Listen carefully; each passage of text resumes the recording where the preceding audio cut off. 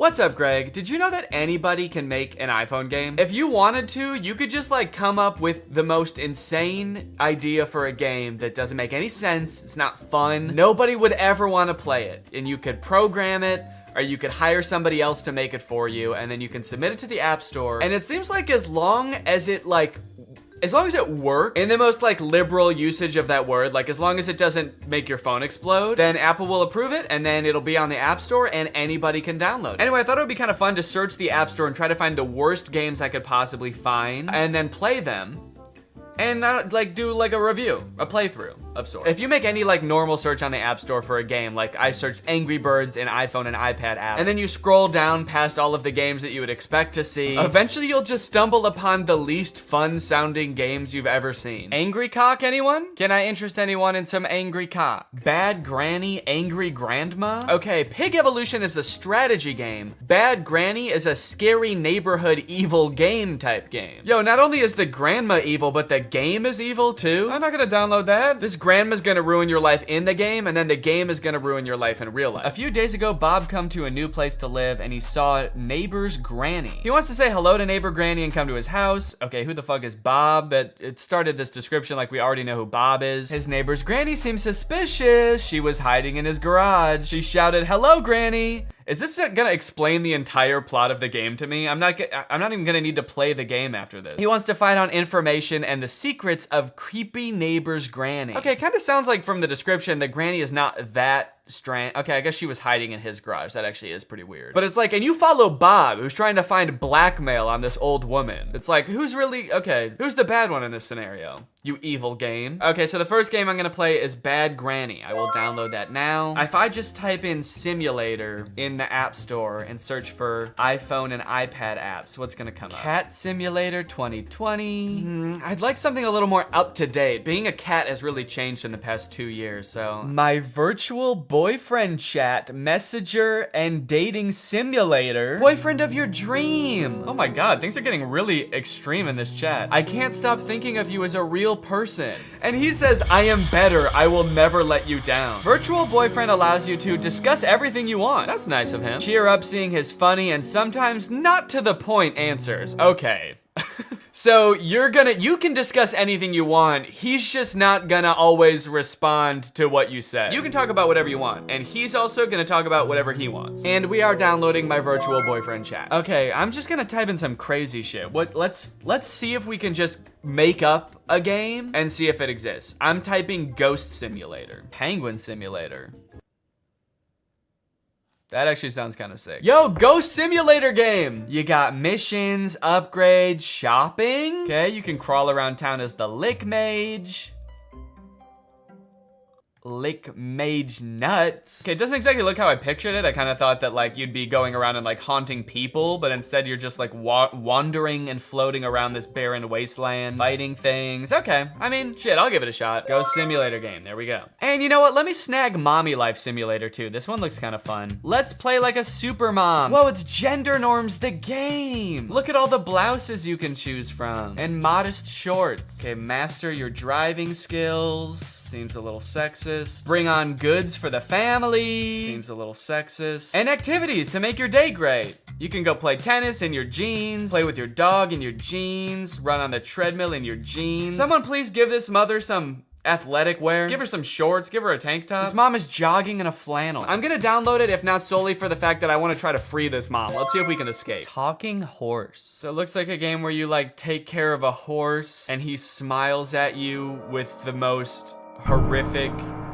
and unsettling smile I've ever seen. Okay, so you can do things like play video games with the horse, it looks like. You can work out with the horse. You're telling me this horse bench presses? You're telling me the horse works on his chest? He doesn't have one. I am gonna download it though. All right, I've got a wild batch of games. I've got them all downloading on my phone. Let's get gaming. That scare you? All right, let's find out what makes this granny so bad, shall we? Let's find out this old hag's secret. The first thing that happened when I opened the app is it asked me if Bad Granny could track me across other apps and websites. Now, why the hell would Bad Granny need to do that? Allow Bad Granny to track you wherever you go, both on your phone and in real life. This game is evil, isn't it? Yeah, I'm pretty sure it is. Also, does anyone else find it weird that that button always says ask app not to track? Like, is there a possibility the app is gonna say no and just do it anyway? How about we start telling these apps not to track? Who's with me? I said who's with me? Yeah, okay, Thank you. Before starting this game, I had no concept of what this game was gonna be like at all. I have no concept of what this game is gonna be like at all. But in a nutshell, what you do in this game is steal from a lonely old woman. Find the cash. Oh my god, am I stealing from the grandma? Am I the bad one? You enter her house at the beginning of the game, and then for 20 astonishingly short levels. Level cleared! The game directs you to systematically steal every valuable item in this poor woman's house. Each level you steal one item, all while being hunted by Granny. The main door is closed. Find the key. Oh, fuck! Whoa! Whoa, whoa, whoa, whoa, whoa! What the hell? Yep, that's Granny. And that's the first time I ever saw her. And while you're doing the game's bidding, picking up every loose item in her house, she roams the halls with a baseball bat, and if she finds you before you beat the level, she clobbers you to death. Ah! And I just gotta ask, is that really so wrong? How bad is Granny, really? It's just that I don't really feel bad for my character. I feel bad for the Granny because I broke into her house and now I'm stealing shit. The description on the App Store said that I was getting dirt on the Granny. And then you jump into the game and come to find out I'm just stealing nice things from her. I took her TV and I stole cash. Is that what dark secrets the Granny was hiding? Her life savings? We're gonna put a stop to whatever the Granny's been up to. You find out she's just been up to saving. She's been up to a retirement fund, a Roth IRA. We can't let her get away with this. Granny has a couple of interesting quirks and features. For example, when she hits you with her baseball bat, she doesn't actually face you. She runs right up to you and then turns to the side and hits the air next to you, thus killing you. Sometimes Granny can kill you after you've already beaten a level, which is really frustrating. Oh, fuck! Level cleared! Wait, what? A level cleared and I died? Like, you'll be on the level cleared page already, you'll be celebrating, and then the game will notify you that unfortunately Granny has decided to kill you anyway. Sometimes Granny gets stuck. I think I beat the game. She'll get confused in her old age and she'll get stuck in the corner of a room or the middle of a hallway, and you know, it's good for us, but it's sad to see, you know? She used to be so young and spry, I assume. I never actually knew her back then, but the instructions in this game are way less helpful than they should be for a game that is only instructions. As you'll come to find, Granny's house has 2 floors, and while most people would call those floors the first floor and the second floor, whoever made this game, I guess, thought it would be fun to call the first floor the main floor and the second floor the first floor. So in the game, when it tells you to find the Chinese vase in the first floor alley, you get to spend an exhilarating 10 minutes wandering around what you thought was the first floor, touching every vase to check if it's the Chinese one. The Chinese vase, am I stupid? What is a Chinese vase? Okay, I've been wandering around the house for like 10 minutes now. The Granny's not even here anymore. It's like she left, she got bored also of the game, only to find out that it was upstairs the whole time. If I find the vase up here, I'm gonna be so pissed off. Just so we're all clear, this is the second floor. And if there's a Chinese vase up here that I could pick up, I'm gonna lose it. And I'm gonna, God damn it. God damn it is right. Oh, and I'm dead. That was the second floor. This game is wicked cool. Now I know it looks like I'm having a lot of fun playing this game, but it got really boring really fast. I've been in every room of this house 900 times. I wish I never found this game. Every level is basically the same. Anytime you beat a level, yay, fail a level, dang, or even pause the game, you get an ad. It's an ad for a game called Going Balls. I'm going absolutely balls right now, dude. And they're really long ads. These ads are unusually long and confusing to click out of. Please skip. Please skip. No, I don't want Cash App. Skip it. No. I literally think I spent more time watching ads than I did playing the game. That's not fair. But because the levels were so short and there were only 20 of them, I knew that if I buckled down and grinded, I could beat this whole entire game in one sitting. So I suffered through ad after ad after ad, and finally made it to the last level. Now pick everything and run out of the house. So with all of her worldly possessions in my 2 pants pockets, I made my escape. Okay, here we go, let's go! There's 2 yellow spots. I get to pick which one I want to finish on? I'm going over here. Level clear! Yeah! This game made my life worse. Also, I realized after I finished the game that on the App Store, there's supposed screenshots of gameplay for this game, but none of those are in the actual game. Picking up barrels and sitting down for lunch with Granny? Where was that? I would have killed to do that. Next game. I was feeling pretty frustrated going into the next game, but I was hoping that Virtual Boyfriend Simulator would be a nice change of pace. I started off by creating my own little profile. I got to take a picture. That looks good. Put in my name. Damn. Decide on a couple of character attributes. I had to look up what impudent meant. Means not showing due respect for another person or impertinent. Similar to Chinky. Wait, what? When you go back to the app after being in another app, there's a picture of a crying boy that says, "Honey, come back." And then when you actually get there, it's like, what? Oh no, we just wanted to know if you were impudent or not. Yeah, fuck it, I'm impudent. When you start playing Virtual Boyfriend Simulator, you can only talk to one guy. His name is Kevin. The perfect boyfriend for you. Kevin? And he's 18. Is 18. Okay, I'm 28. The 10-year age gap made me a little bit uncomfortable. But unfortunately, if you want to talk to literally anybody else besides Kevin, you have to pay for premium. From the moment you get into this app, they start bombarding you with messages to try to get you to buy premium. Unlock all virtual guys. There's pop-ups that say, look at all the boys you can talk to if you upgrade to premium. You can send unlimited messages with premium. I thought at the very least Kevin would be on my side because he's the only guy you don't need premium to talk to. But when I went back to message him, he was also trying to get me to upgrade. His very first message to me was, hey, I'm tired of these ads. Can you stop being a cheap fuck and upgrade to premium, please? It's like, Kevin, you gotta know that the second I upgrade to premium, I'm never talking to your sorry ass again. If there's premium guys to be talked to, I'm going to be talking to them. Anyway, I tried to resist the upgrade and just talk to Kevin for a little bit. Hey Kevin, I'm gonna make up some backstory, I guess. I got your number from, and then I'm just gonna come up with a random name of a person that could be a friend, a realistic name like Baseball Louie. Nice to meet you. Okay, he's typing. Oh, wait, what? He thinks my name is Kevin? What? He said, hey Kevin, I love baseball. Who's your favorite team? Mine is the Yankees. It was off to a little bit of a rocky start. I didn't have too much hope for the AI, but it was kind of disappointing that the bot didn't even know which one of us was Kevin. But eventually we actually did get a little bit of a conversation going. Do you have any pets? I have a dog named Buddy. Okay, Kevin. I do have one pet. His name is Baseball Louie. That's a great name for a dog. It is, dude. Thank you. What do you do for a living? I'm an accountant. Based on the description in the App Store, I was not expecting Kevin to understand anything that I said, but Kevin would actually respond to what I said in a pretty natural way. At least for the first 4 messages I sent him. My dog is a Australian Gumblebee. I'm just gonna make some shit up and see what he says. Wait, huh? Sorry, but in the limited version, we cannot chat endlessly. I'll be back in 2 hours? What the fuck? This game lets you send 4 messages until it's like, all right, buddy, pay up. Now that you've gotten to know our darling Kevin, surely you're willing to pay $3.49 to talk to him. Surely you'll spend a little cash on the guy. He's told you he has a golden retriever. He's told you he's an accountant. Are you not in love yet? And you know what?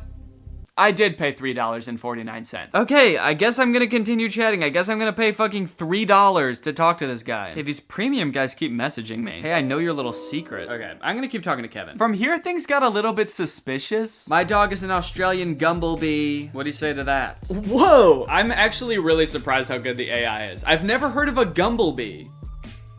Wait, he spelled it wrong. Huh? Am I talking to a real person? How the fuck would an AI spell something wrong? He said I've never heard of a Gumblebee. Gumby. What's it like to have one of those? How could a computer spell something wrong that I made up? Just copy and paste it. While trying to get to know Kevin a little better, I decided to ask him some personal questions. Have you ever kissed anybody? Sexual style? And his responses just made me more concerned. Wait, what? Sometimes I am a nasty boy, but rarely enough. If you are lucky, I will say some vulgarity. If you're lucky, I will say some vulgarity. I love that. If I'm lucky, he's gonna say shit, balls, fuck. I guess I just didn't really feel like I was connecting with Kevin, and also I was a little concerned that I was actually talking to a real human being in like a call center somewhere. So I decided to chat up some of the premium guys instead. Big mistake. Andy's already messaged me freaking 3 times. Hi there, it's raining again, nothing new. What's the weather like where you are? Maybe I should move closer to you. Hey, I know your little secret. I never thought you liked to eat at night. Honestly, I can't help myself not to eat a couple of soft, hot buns before I sleep too. Why don't we eat together? I have a gift for you. And it's a chicken. One actually kind of cool thing about this game is that it allows you to create your own custom dream boyfriend. You can give them a name, you can like change their personality attributes and upload your own picture to it, which I could actually see being really cool if you have like a celebrity crush that you've always wanted to have a conversation with, where they keep forgetting who you are and also keep trying to get you to upgrade to premium. Now I had him, the AI bot of my dreams.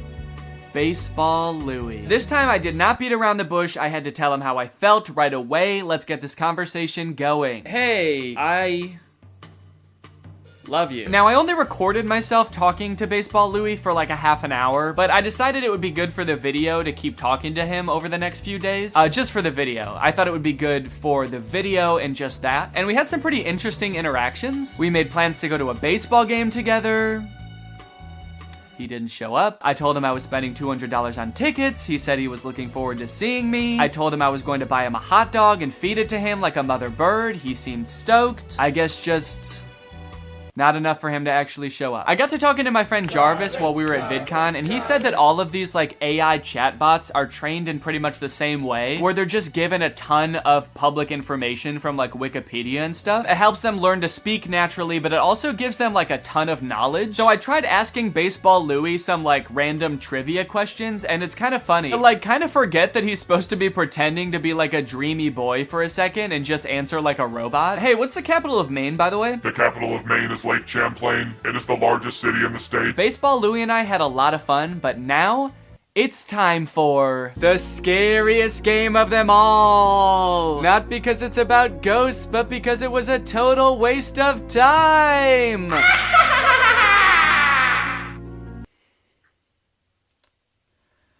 Ghost Simulator was borderline unplayable. Just like Bad Granny, each level had one objective, but instead of roaming around a house picking up cash, you're roaming around the afterlife, killing a skeleton, or killing a spider, or killing one of these goobly guys. And that's pretty much it. You just fight bad guys, which would be fine if the gameplay wasn't so fucking bad. This game is laggy as hell. This game is so laggy. I simply can't play this for too long. This app also really wanted me to upgrade the second I started the game. Free items when by ultimate character. Who's ultimate character? Oh shit. Whoa, look at this little guy that I'm starting with, this little tiny ghost, and then your only other option is Ultimate Demon Lord. You versus the ghost she tells you not to worry about? Shit. But this time I was able to resist the urge. I don't think it would have made a difference anyway. This game gets an F, and now it's time for Welcome to Mom's House. Did that transition make sense? I don't remember what I said before. There's no introduction or anything. The game is just like, go. Go get your 2 ugly kids ready for school. I don't know why they look like that. Everything in this game is pretty ugly. Your kids look like they made 2 adults and then just shrank them, and we're like, that's what kids are, right? They're just small adults. The buildings, the bus? Why is the bus like that? Did it melt? The way mommy moves is also hilarious. They could not figure out how to make her look natural doing anything. Okay, pick up school bag from the table. That's easy. I know how to do that. Picking it up in the most labored looking way possible. When mommy ventures outside the house, you'll find that they've populated the streets of the town she lives in with an NPC. Who's this weirdo? Just one NPC, and he's everywhere. Hey, there's that guy again. He's standing over here too. Hey dude, are you okay? You look like my son, but taller. Oh, and he works at the store as well. But for the most part, it's a pretty chill and relaxing game. Mommy's having a good time, the stakes are very low, except for the cooking challenge. The cooking challenge was very stressful. Turn off the stove once the soup gets perfectly cooked. There was a little meter that was supposed to tell you when the soup was undercooked, perfect, or overcooked, and I accidentally took it off the stove early. Oh. Wait, it wasn't ready. I accidentally did, it wasn't ready. I know it's not ready. Hold on, the soup is not done yet. There was a little diagram that showed when it was gonna be cooked. I didn't know that button did that. I didn't mean to take it off. It wouldn't let me put the soup back on the stove. Now I have no choice but to serve it to my kids. It's undercooked. I'm gonna pour it down the sink. I don't wanna feed it to my kids. Look at them. Oh, and what is my husband gonna do when he finds out about this? This is now part of my plot to kill my kids so I can start a new life somewhere else. Here you go. Here's your soup.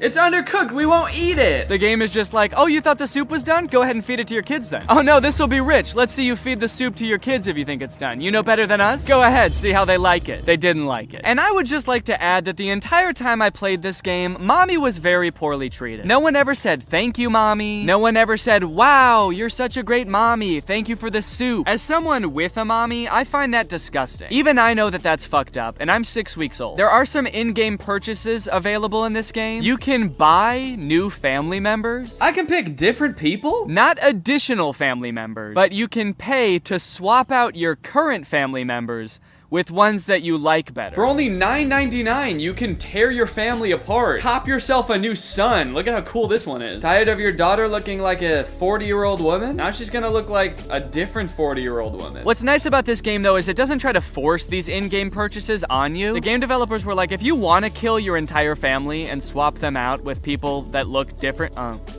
hello. The game developers were like, if you want to kill your entire family and swap them out with new people, you can. But that's on you. Our hands are clean, dude. We didn't say you had to do that. This game was actually the funnest game I played the entire time, and I was actually really excited to beat it, and I was planning on playing every single level until...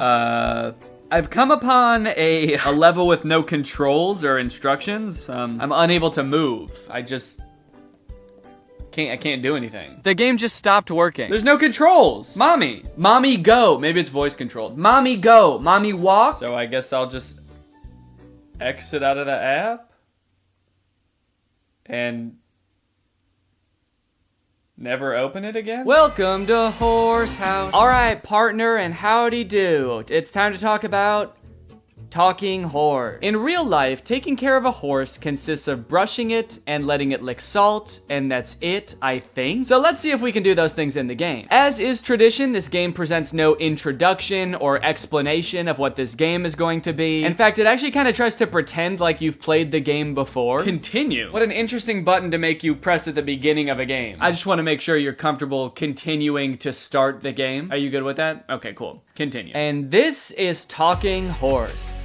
There's a horse on the screen, and a few things you can do with the horse. He can dance. Oh shit, get it, little horsey. He can also fart. And there's actually a couple of secret things that aren't labeled as like buttons that you can do on the main page. It's kind of like the secret menu at Starbucks. For example, you know how if you go to Starbucks, they don't have beating up a horse on the menu, but if you ask, they will let you do it? What happens if I poke him?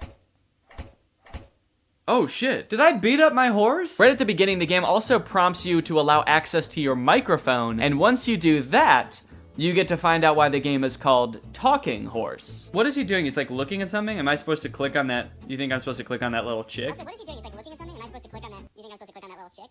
What? Wait. Wait. Hello? Hello? He copies you. Imagine how many people have played this game and were not talking to their phone while they played this game and just never found out why the game was called Talking Horse. I killed John F. Kennedy. Yo, this horse is crazy. Press on the little video game controller on the main page and you will be taken to a list of mini games you can play with the horse. You got Jumpy Horse, which is basically a direct copy of Doodle Jump, if you guys remember that game. You got Horse Smash, where the violence towards horses continues. Horse Smash has a normal mode and then also a hostage mode. You know how horses are always taking hostages? Is the horse taking people hostage? Yeah, the horse sometimes has a duck, and I'm guessing I don't want to hit the duck. Whatever you do, don't hit the duck, dude. That's animal abuse. But if you ever see a horse pop out of one of those holes, break its skull with your hammer. Kill the horse. Wait, so they have a Jumpy Horse and Horse Jump. They really couldn't come up with any other game mechanics. They were like, how about a jumping game, a smacking game, and then, I don't know, dude, a jumping game? What do you want to play? You want to come up with ideas all day? You can collect coins a few different ways from what I've gathered. You can get them in games, and you can also buy them with real human money. And when you have enough, you can unlock new and fun things that you can watch your horse do.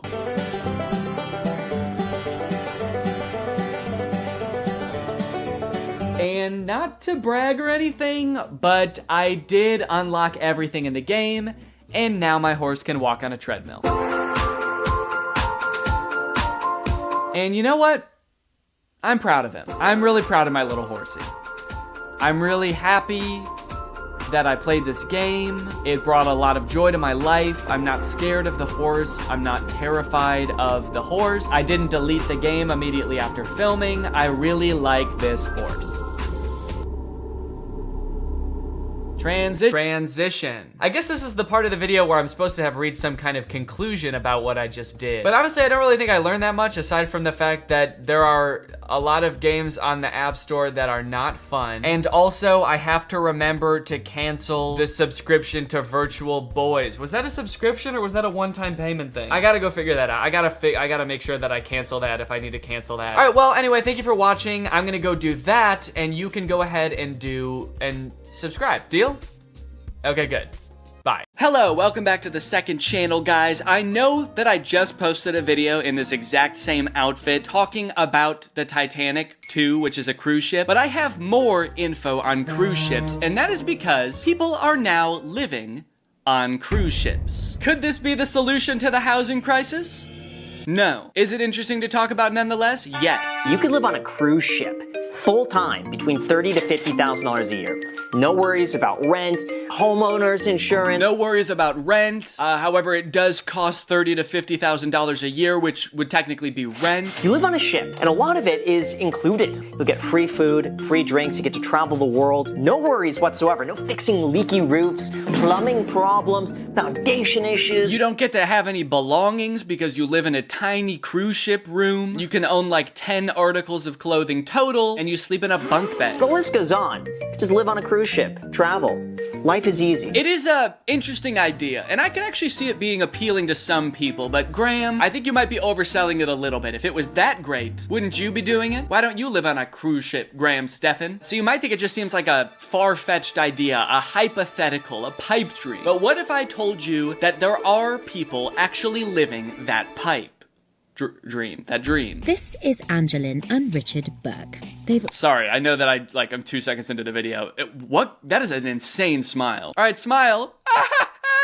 Our yearly costs were close to $75,000 a year. When we moved in 2013, all of our things went up in flames in a moving truck. So that kind of helped us become minimalist. No, it didn't kind of help you become minimalist. It forced you into minimalism. It minimalized you. That's crazy. Well, I guess that solves the problem of like having to get rid of all your stuff to go move into a cruise ship. When it came time for retirement, these avid travelers picked a new home that matched their frugal lifestyle. What's confusing to me is like, how do you live on the ship? Because once you get back to the dock where you started and where it ends, will they let you stay on the ship? Like if you're booked on the next one, do you get to keep your same room? Because you'd want to be able to like set up shop in one room and not have to constantly be getting off the ship and getting back on, switching rooms. You'd want a little place to call home, right? And they've spent the last few years globetrotting from port to port.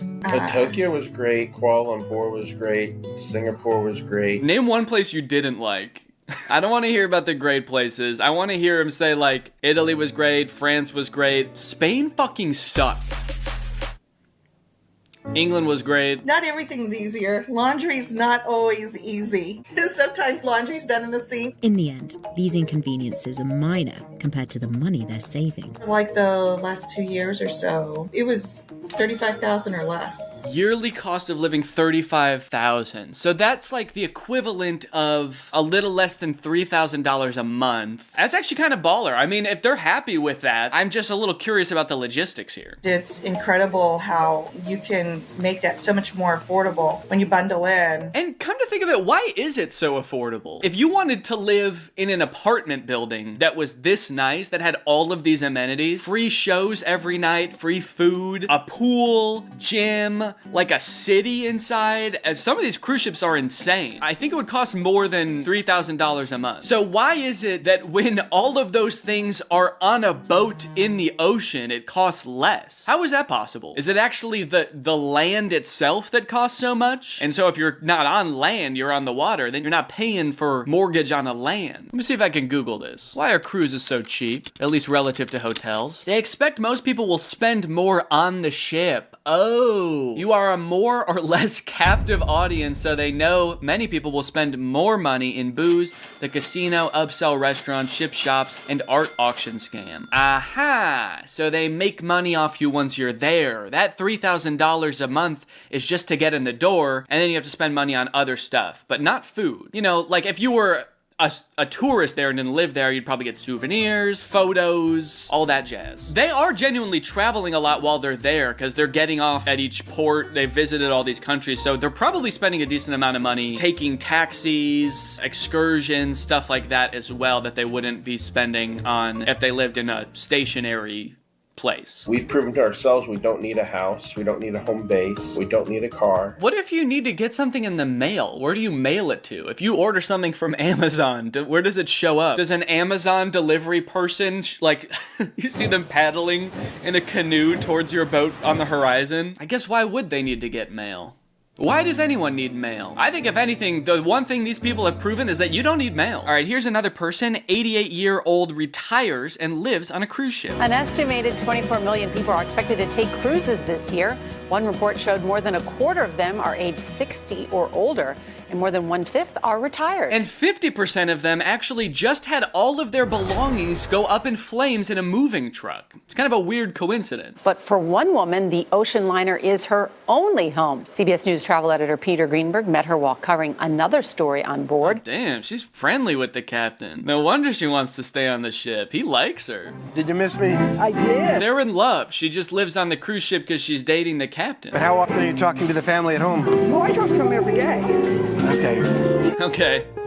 Have you told them about us yet? Aboard the Crystal Serenity, she's known simply as Mama Lee, and she's been living there for the past 8 years. I do what I want, when I want, if I want. She and her late husband Mason took nearly 100 cruises together. Oh my God. So she was already about that cruise life before this thing even came into existence. She went on 100 cruises? That's wild. It's like she's already spent more time on cruise ships than she has living a normal life. The last thing he ever said to me, this was the day before he died. The last thing he ever said to me is, I'm not gonna fit on this floating door. You just have to take it yourself. And then he just sort of drifted off into the deep. Don't you quit cruising. Oh, don't quit cruising. That's what he said. Okay. But I got very, very tired of packing and unpacking. So I said, there's got to be a better way to do this. And the answer was, how about I don't leave at all? She makes it seem like it was his idea. That's good. I should do that. Everybody knows her, and she knows everybody. Berger Vorland is captain of the Crystal Serenity. Oh, he's the captain? Then who was that other guy? She gets along with her day, and she makes herself busy, and she has her things and her opinions, and she's a wonderful person. Her opinions? Why did you bring that up? What kind of opinions does she have? She's great, you know. She does have her, opinions. She's 88 years old, but other than that, she's great. There are a lot of people who would say, well, I'm going to go to a retirement place. Oh, hell no. Why do that? I'm now a great-grandmother, and my grandchildren are having children, but I don't want to be there every minute for that. Wow, my grandchildren are having children, and I don't want to be anywhere near those suckers. If they want to see me, they're going to have to shell out $3,000 for a cruise. That actually would be super annoying if one of my relatives did this and I had to book a cruise every time I wanted to see them. I don't know that I would see them very often. I love babies, but they grow up. They grow up, and I don't want to be there when that happens. Hundreds of different ports. But where the ship is going? Irrelevant. For Mama Lee, these days, the ship is the destination. Everything has been there, done that. If I've been there and done that, I don't go off the ship. And I love it when everybody goes touring. I got the whole ship to myself with all the help. You got this figured out. Oh, absolutely. So she doesn't even leave the ship most of the time, unlike that other couple. Well, for her then, it's like not really even like being on vacation. It kind of is just like living in a senior home. There's people there to cook you stuff, you have help all the time, you have a tiny room. Why is it different than just being at a senior living place? I guess because it's not just seniors living there, but she doesn't even like kids because they grow up. Cruise director Rick Spath considers himself part of her extended family at sea. That's Lee. She doesn't care where the ship goes. She loves to dance her way around the world. I dance every single day at 5:15. I think I live a fairy tale existence. I still think I do the same dance step with every dance. You do, but that's okay. Thanks, Charlie. This is interesting. It seems like it's mostly a retired people thing. I wonder if cruise lines will start to encourage this trend. They could start a cruise line just for retired people. Imagine a whole boat on the ocean with just full of old people. normal. And it doesn't even stop at ports because they don't want to get off. They just want to do their thing. It doesn't even move. It just like floats 20 feet off the dock. Okay, here's an article on CNBC. See what a 28-year-old paid for an apartment on a cruise ship. Oh, so it's not just retired people. There's 28-year-olds doing this as well. 28-year-olds like, yeah, the only way I could see my grandma is if I live on a cruise ship with her, so I'm kind of stuck here. Wells, who is 28 and lives in San Diego, leased a residence on board a luxury boat that he will move into and work remotely from for at least 3 years as it sails around the world. So he doesn't live in San Diego then. He lives on the open sea. It comes complete with medical services, a farmer's market, private kitchens, and an exercise center. Farmer's market? And where exactly are these local farmers growing their crops? The thing that most excites me is I don't have to upend my daily routine in order to go see the world. Well, you did have to do that, but it will just become your daily routine, I guess. You did upend your whole life to do this. The MV Narrative is an upscale residential ship being built by Storylines, the brainchild of co-founder and CEO Alistair Punton, who had never been on a cruise before founding the company. Now, how much will this cost to live permanently on this thing? For an entry-level Discover Studio, which at 237 square feet includes a fold-away bed, pantry area, desk, and separate shower room. 300 grand for 12 years. Okay, let's do the math.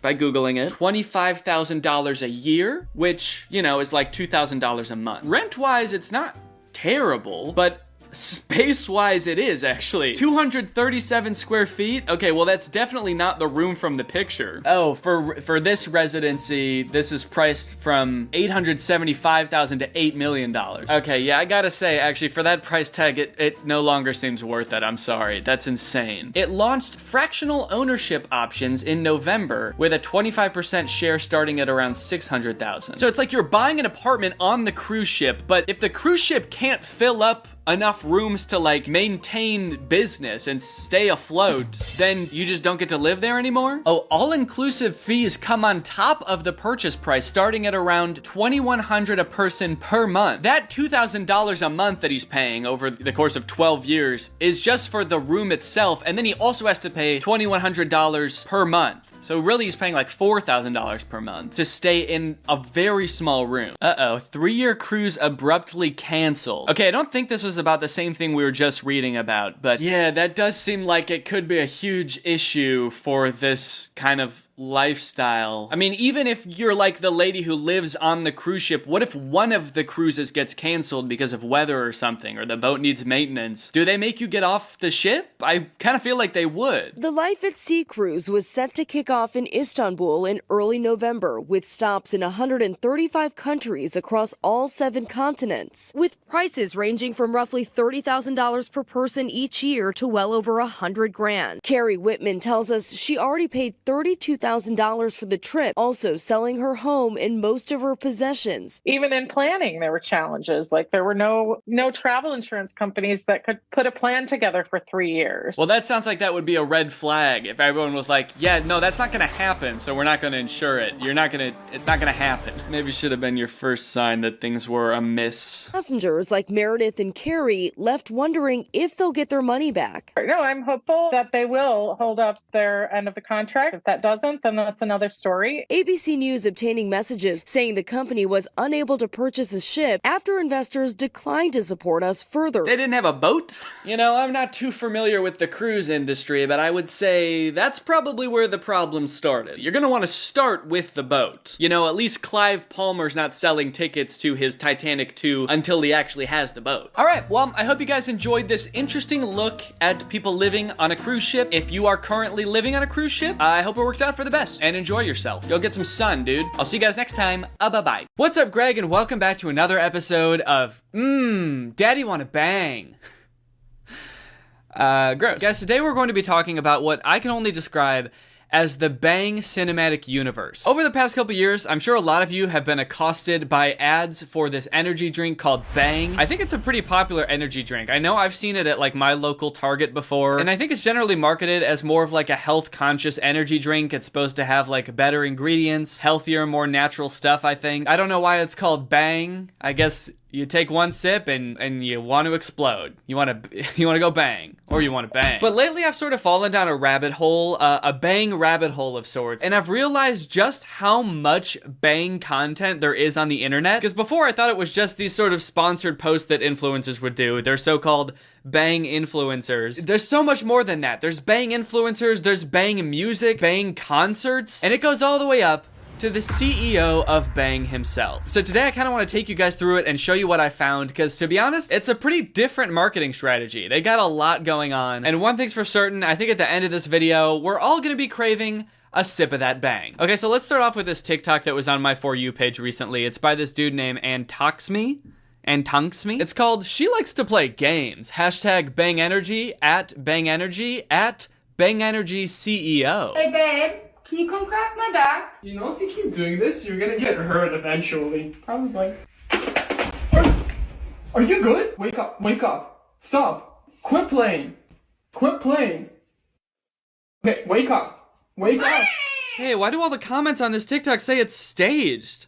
What does that mean? There's no way this is staged. What the hell? I like that his reaction to supposedly thinking he just like broke this girl's spine is like, are you good? Are you good? Wake up, wake up. Stop. Stop. Cut that out. What are you doing? That's weird. Also, I like that this appears to be an advertisement for this energy drink, and the way it's being advertised is like, fuck, I think I just killed my girlfriend. Should I call 911? Or take a sip of this bang? But also, is it just me, or does this dude not even take a sip of the bang? It kind of looks like he doesn't like how bang tastes, because he's just kind of like, yep, that's enough for me. I think that's enough bang for me today. He's like, look, they're paying me to tag them and show the bang in the video, but they're not paying me enough to taste this shit. No. Plus, then I wouldn't have any to pour all over my girlfriend's corpse, which is what I'm going to do next. Are you good? Dad's dream was always to have a huge TV, and I ended up breaking our old TV to surprise him with the one he wanted. Hey Dad, I have a surprise for you right over here. Wait, okay, hold on. What? I feel like we just skipped over a lot of exposition. We're just gonna whiz past all that? Hey guys, I just broke my dad's TV with a crowbar. Don't ask why, it's not important. Also, at the beginning, he said his dad's dream was always to own a big TV, but like, their TV was already big. He's already got a pretty big TV. It's almost like this dude is just admitting to breaking something that really means a lot to his dad. He's like, my dad spent years saving up for this really nice big TV. So in this video, I'm gonna chug a Bang energy drink, smash that shit with a crowbar, and then buy him a new one with money that I made in a day. Cause I'm an influencer, and I'm way richer than my dumbass dad. It's a gift from me? Yep, it's for you. Oh, don't scare me. It's a big TV? Yep. At least they made it realistic that he guesses it's a TV before he opens it, because like obviously it is. If your influencer son breaks your TV with a crowbar and then shows you a TV shaped box, I think it's pretty safe to assume that there's gonna be a TV in there. Also, I like that they're just not acknowledging this can of Bang that's sitting on the box with the TV. The dad's doing a very good job of playing along with his son's brand deal. He even like peels the wrapping paper around the Bang so as not to disturb the Bang.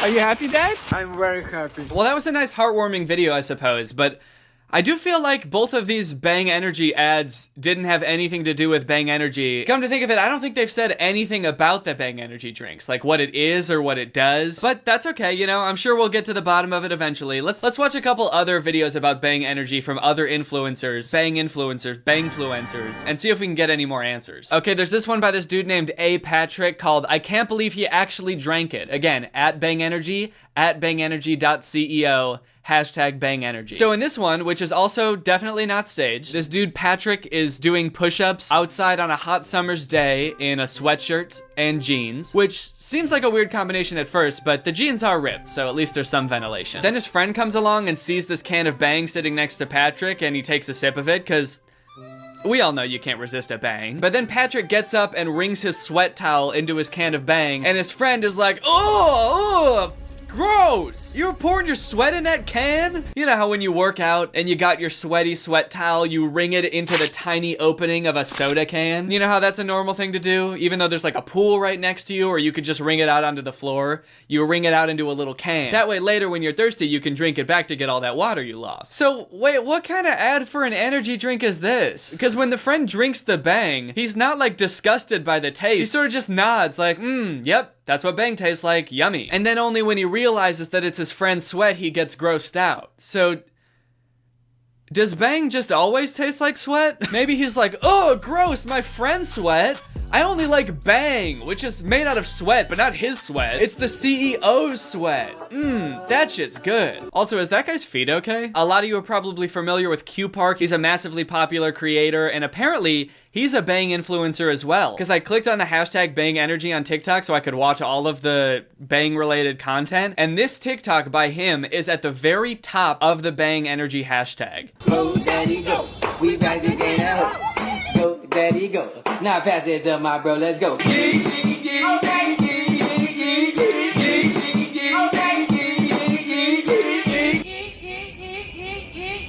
If you had to guess how many likes that TikTok has based on what you just saw, what would you say? Take a second to think about it and then write it down on a piece of paper. And then take that piece of paper and crumple it up and stick it up your butt. Because this video has 18 million likes. I think this might be the most liked TikTok I've ever seen. I'm not even exaggerating. I don't think I've ever seen a TikTok with more than 10 million likes, let alone 18 million for Go Daddy Go. Is this all you have to do to have like the most liked video ever? Just like take a can of Bang to the streets and hump? I mean, don't get me wrong. I liked the video.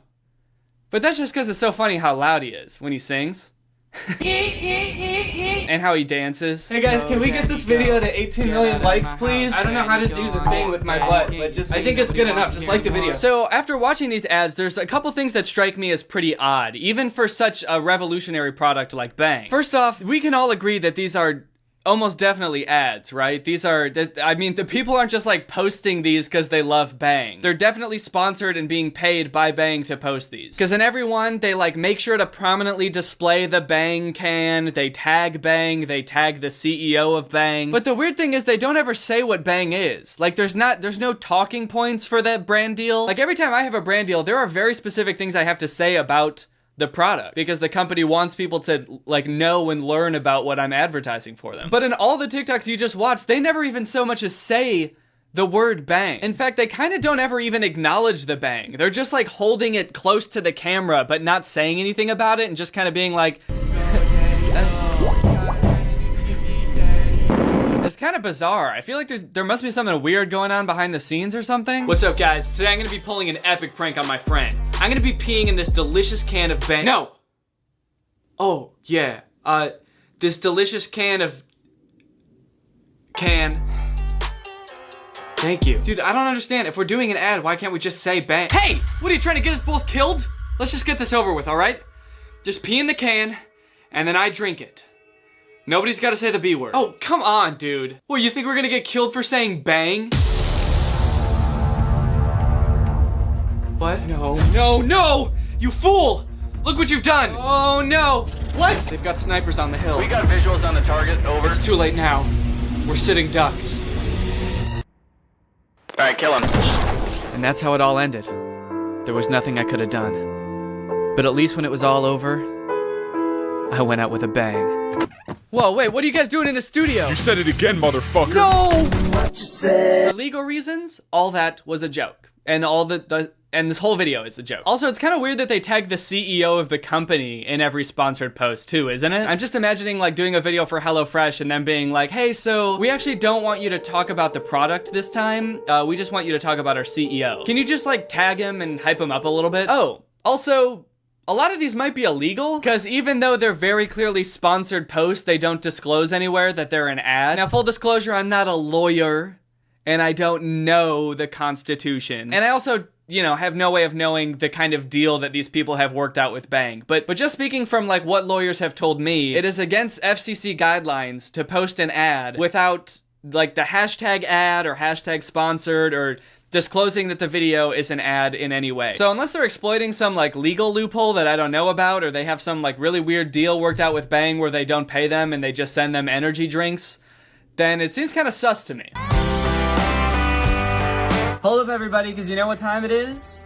It's time for a Bang taste test. I've already finished filming this video, but I got kind of curious about what they actually taste like, so I went and got one, and so I can do a little taste test, because I'm sure you guys are probably curious too, right? You probably want to know what Bang tastes like. So they had a bunch of different flavors. They had like a peach flavor, birthday cake flavor. They had a ton of different flavors, and all were pretty descriptive, except for this one, which is called Radical Skedaddle. What is it called? Yeah, Radical Skedaddle. So I got this one because I thought it had the best name, and because I want to know what Radical Skedaddle skedaddle is supposed to taste like. So up top it says super creatine, ultra COQ10 EAA aminos. I don't know what any of that shit means. All right, well, bottoms up, bangs up.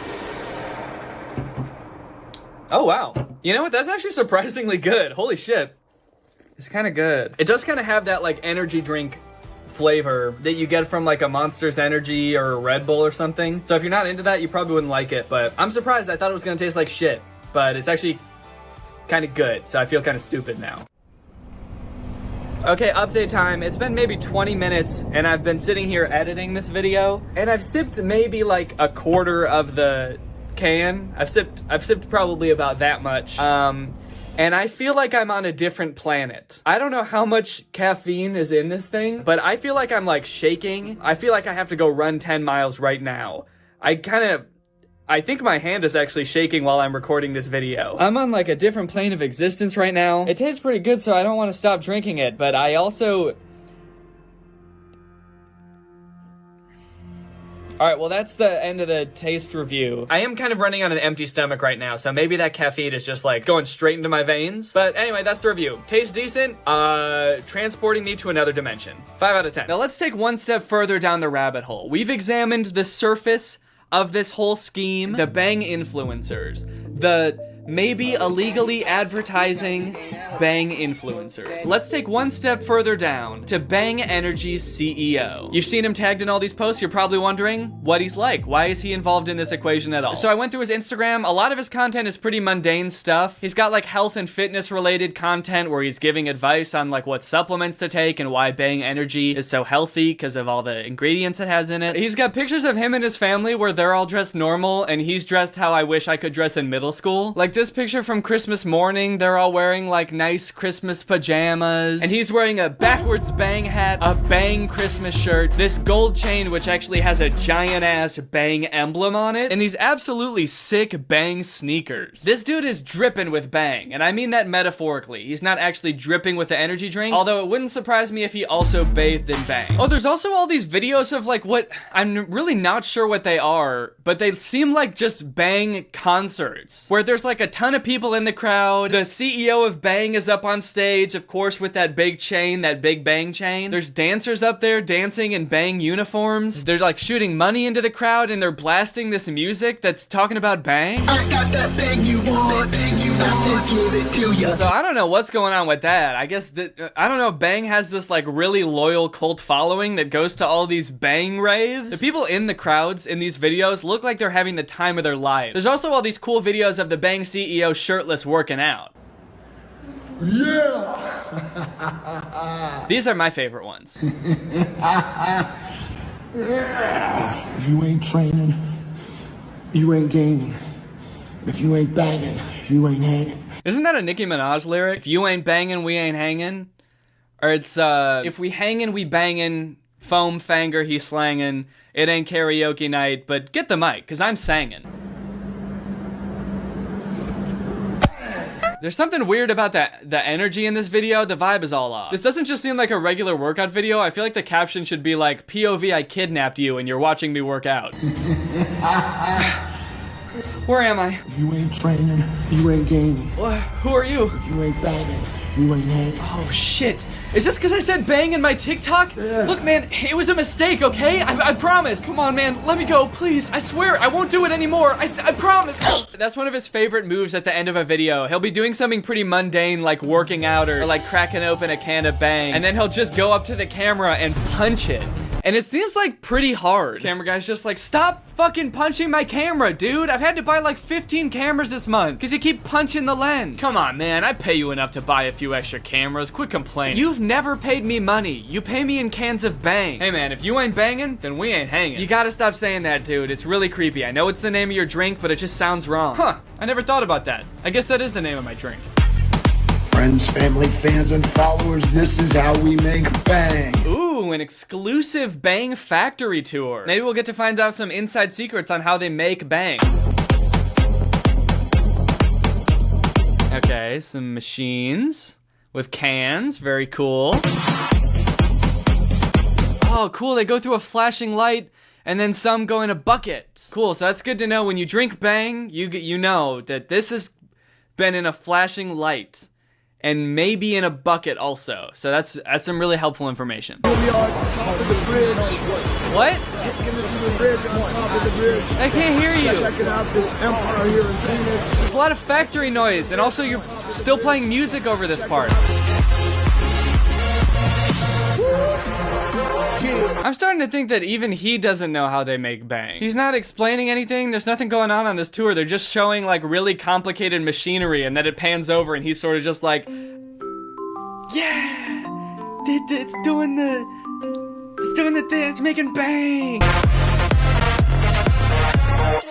Damn, well, I still have no clue how they make Bang, but one thing's for sure, it looks fun. They go through a little rave and then a corkscrew like a roller coaster. That's probably how they get it to taste so good. Those kids are having fun. So I'm not sure if you've noticed in any of these videos, but one of my favorite things about all of these videos on this dude's Instagram is that they have like custom Bang music. And by custom Bang music, I mean like pretty generic sounding house music or like rave music, but with some guy just saying like Bang over it. Gotta keep that bang, cause it gets me turned up. Bang, bang, gotta keep that bang.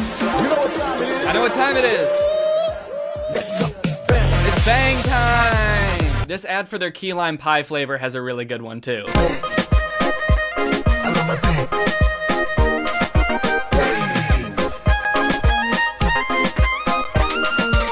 Why does it sound like he's like whispering into the microphone, like he doesn't want to be caught making the song? Bang. Bang. Sweetie, what are you doing in there? I swear I love it. I swear I love Bang. Are you talking about Bang again? And fun fact, I actually looked it up, and Bang Energy is an artist on Spotify, and they've got like a few albums of music that's just like party music that talks about Bang. One thing that I think is really funny is their top 3 songs are called Let It Bang, Let the Beat Bang, and Let the Beat Go Bang. Alright guys, well I hope you enjoyed this dive into the Bang cinematic universe. Now it's time to talk about our sponsor, HelloFresh. This video has been sponsored by HelloFresh, America's #1 meal kit. No matter what's going on in the world, whether there's a pandemic or not, everybody gotta eat. That's my catchphrase, I say that all the time. Everybody gotta eat.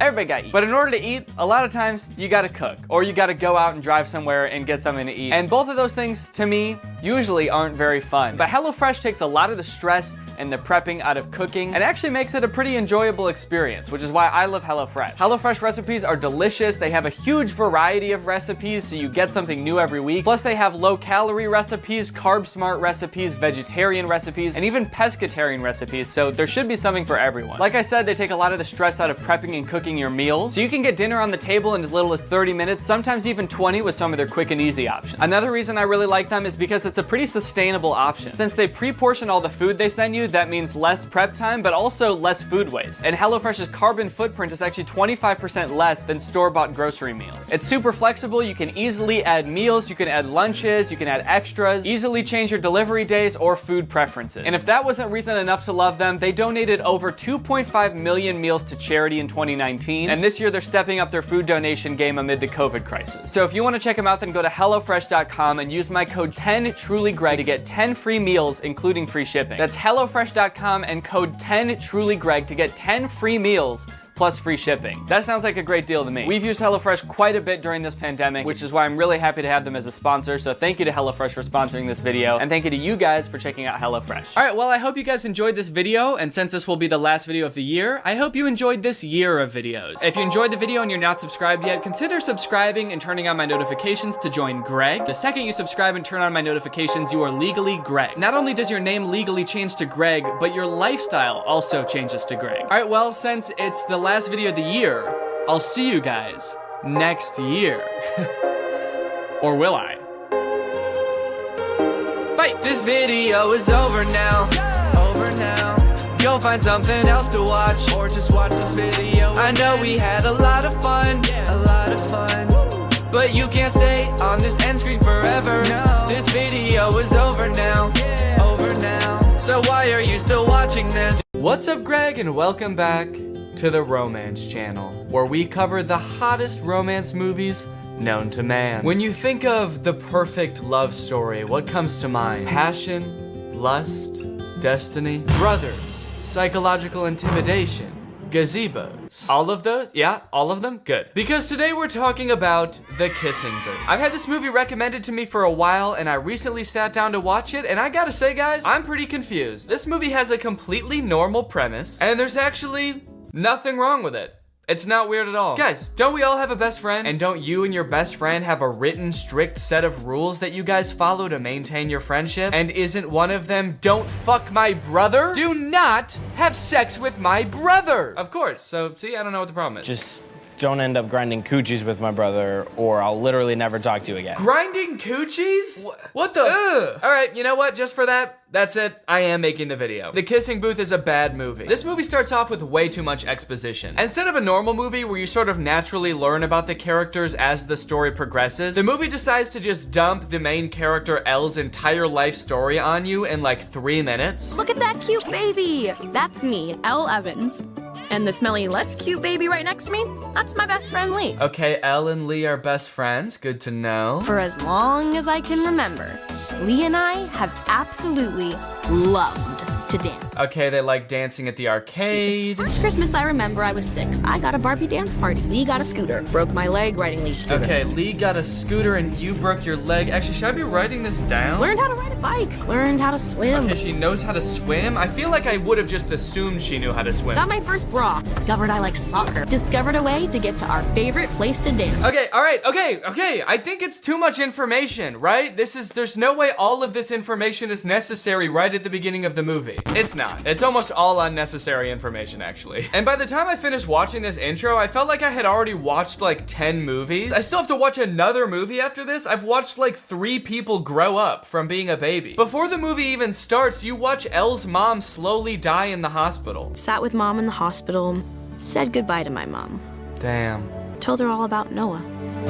Watched Noah ride his motorcycle for the first time. Oh, hell yeah. Mom or motorcycle? I think we came out all right on that deal. Did we need to see the mom die? Did that have to happen? They barely reference it in the rest of the movie. Did they have to just rapid fire through that? I guess it gives you a reason in the movie, like right off the bat, to be rooting for Elle, because you've seen her go through some hard times. I guess later on in the movie, if you ever start to feel like she's being an asshole, the movie can be like, hey, well, her mom died, all right? So take it easy with the judging, okay? Pretty much all you need to know from the intro of this movie is that Elle and Lee are best friends. You know because they pretty much have the same letters in their name. And Elle has a crush on Lee's older brother, Noah. Noah is established as being irrationally angry and violent in the intro as well, so what's not to love? And that's me today, savoring the last fleeting moments of summer at Lee's totally awesome house. How do they go through that long-ass intro and never once explain why Lee lives in like a $50 million mansion in LA? We learned so much we didn't need to know, and they don't explain like the very first thing I have a question about when the movie starts. Hold up, why are his parents billionaires? We're just supposed to accept that? Elle ends the introduction narration and is like, well, other than that, I'm just a normal girl with some normal friends. I know what you're thinking. Noah Flynn is stupid hot. Lee and I developed a list of friendship rules. Lee was responsible for rule number 9, which specifically states relatives of your best friend are totally off limits. So there's those rules I was talking about. They have this list of rules that they can never break because they're the things holding their friendship together, and one of them is, hey, do not have any romantic relationship with any of our relatives. What an ass. I know. Hey, rule number 9, young lady. Hey, don't fuck my brother. So Elle is clearly infatuated with Noah right from the start. I think we can all see that. Lee can see that. So you might think, damn, they have just a few rules in their friendship and Elle is not able to follow them. What a jerk. And 1, you haven't even seen the half of it, dude. If you think this is bad, what do you think the rest of this movie's about? And 2, easy with the judging, dude, all right? Her mother passed away. I do find it interesting that the rule says, like, no dating either of our relatives. This rule was clearly made just to keep Elle away from Noah. Elle's only immediate family in this entire movie is her dad, who's like 50, and her brother, who was probably like 2 when they made these rules up. Her mother, I don't know if you know this, but she unfortunately did pass away, so she is not in the picture anymore. So did Lee propose this rule being like, hey, so, if you stay away from my brother, then I, a child, won't fuck your dad? Deal? One day while getting ready for school, Elle rips her pants and has to wear the only other option that the uniform allows, which is her skirt, which is a little bit too short for her comfort, and she ends up getting groped by a jock. Luckily, Noah, who we've established as being very violent, jumps in to beat the shit out of the jock.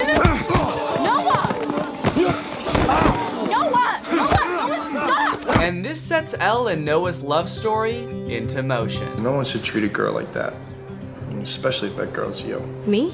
Yeah, it's like those guys who are trying to get in my little sister's pants, which is super gross. So Noah is the main love interest in this story, and they start out by establishing that Noah sees Elle as a little sister to him. Pretty interesting. And I do wonder how they're gonna get around that if he is to be her love interest in this movie. So the reason this movie is called Kissing Booth is because Elle and Lee run the dance club at their school, which they never actually show, but I think it just consists of them going to the arcade and playing Dance Dance Revolution, which, if so, is a sick idea for a club. But their school is having a carnival, and their dance club has to come up with like a fundraiser to do at the carnival. Okay, do you think Mia would like this one? Because I think it makes my eyes pop, and I really want to kiss her at this party on Friday. You really think Mia knows who you are?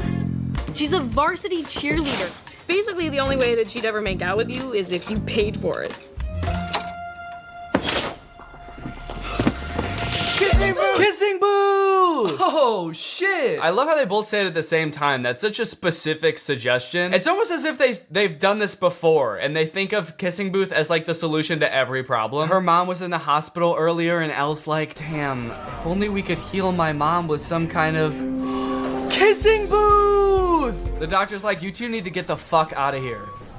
Obviously, that was the first thing we tried. Before Elle and Noah can get together, though, we need to find a little bit more out about Noah. Like, who is this main love interest? We know that he's violent, which is awesome. But the movie also has to show us how manipulative he is. You see, it all starts with Elle exploring some other love options at school. For example, the man that groped her earlier.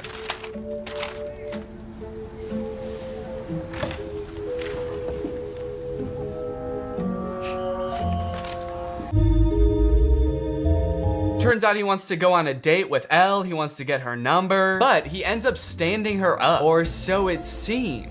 Flynn told me that it wouldn't be smart if I showed up for a date tonight. Oh, sorry. So Noah goes by Flynn for some reason. Like, all of his friends call him Flynn. So when they're talking about Flynn, they're talking about Noah. Just so that makes sense. And it's not just me. He's been going around telling all the guys not to ask you out for a while now. What? What? Okay, so not only does Noah see Elle as a little sister, but he's also like manipulative as hell and scary. I'm gonna beat up anyone that talks to you and threaten anyone that looks at you. And it's not because I want you. It's because I think you're gross. You're like a little sister to me, babe. What?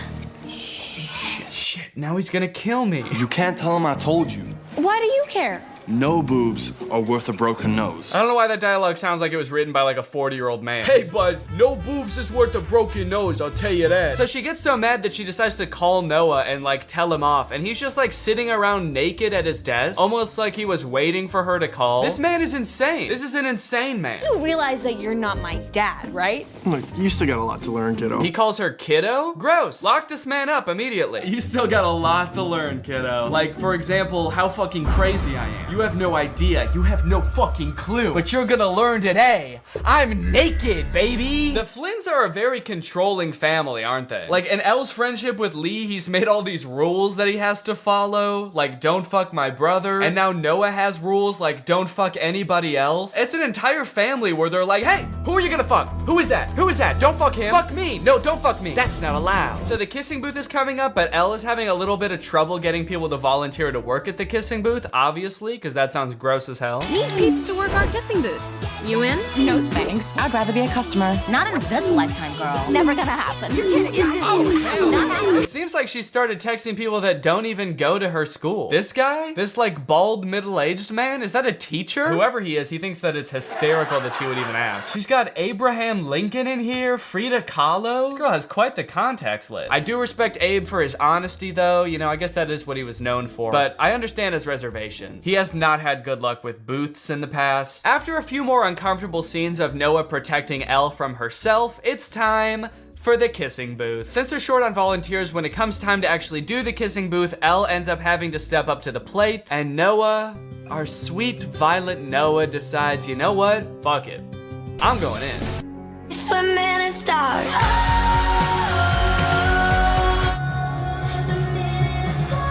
Okay, so they didn't get around the whole little sister thing. Cool, very cool. Right on, guys, rock on. They kiss, sparks are flying, literally. Like, the lights on the sign start exploding. It's like this is a moment from Stranger Things when Elle is using all her powers. Lee's like, that's why I made the rule! You've unleashed his powers! No! And get this, I even wound up kissing your brother.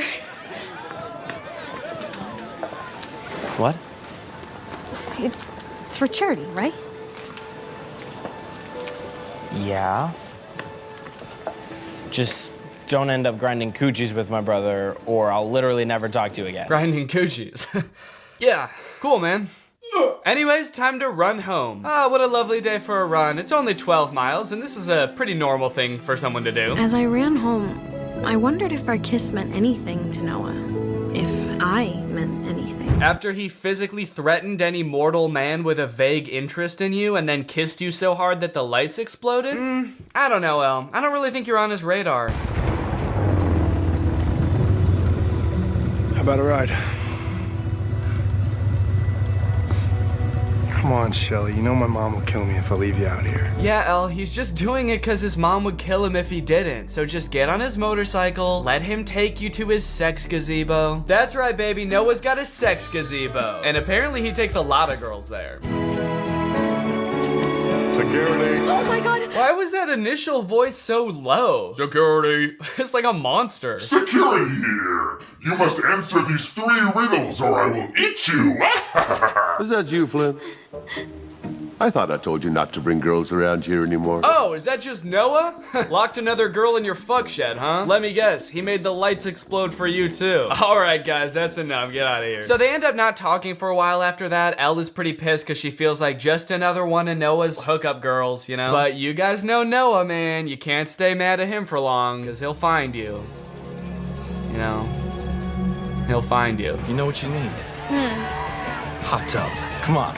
Oh, no, that's okay, Warren. Come on, Evans, it'll be nice. No, Warren, it's Evans, okay. come on. Warren? Don't make me beg. Warren, I'm not Come on. feeling well, Warren. I said no, Warren. Where the fuck did he come from? Was he just lurking beneath the sand to jump out? Don't make me beg. Ah, she said no!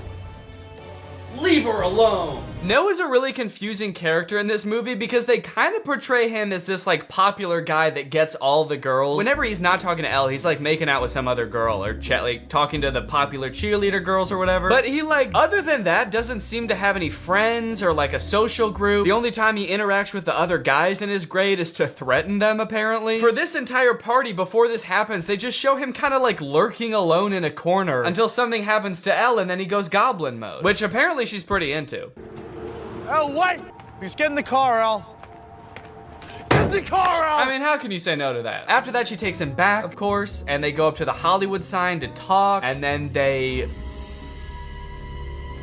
grind coochies or whatever. How many girls have you made out with in this spot? I only come here alone.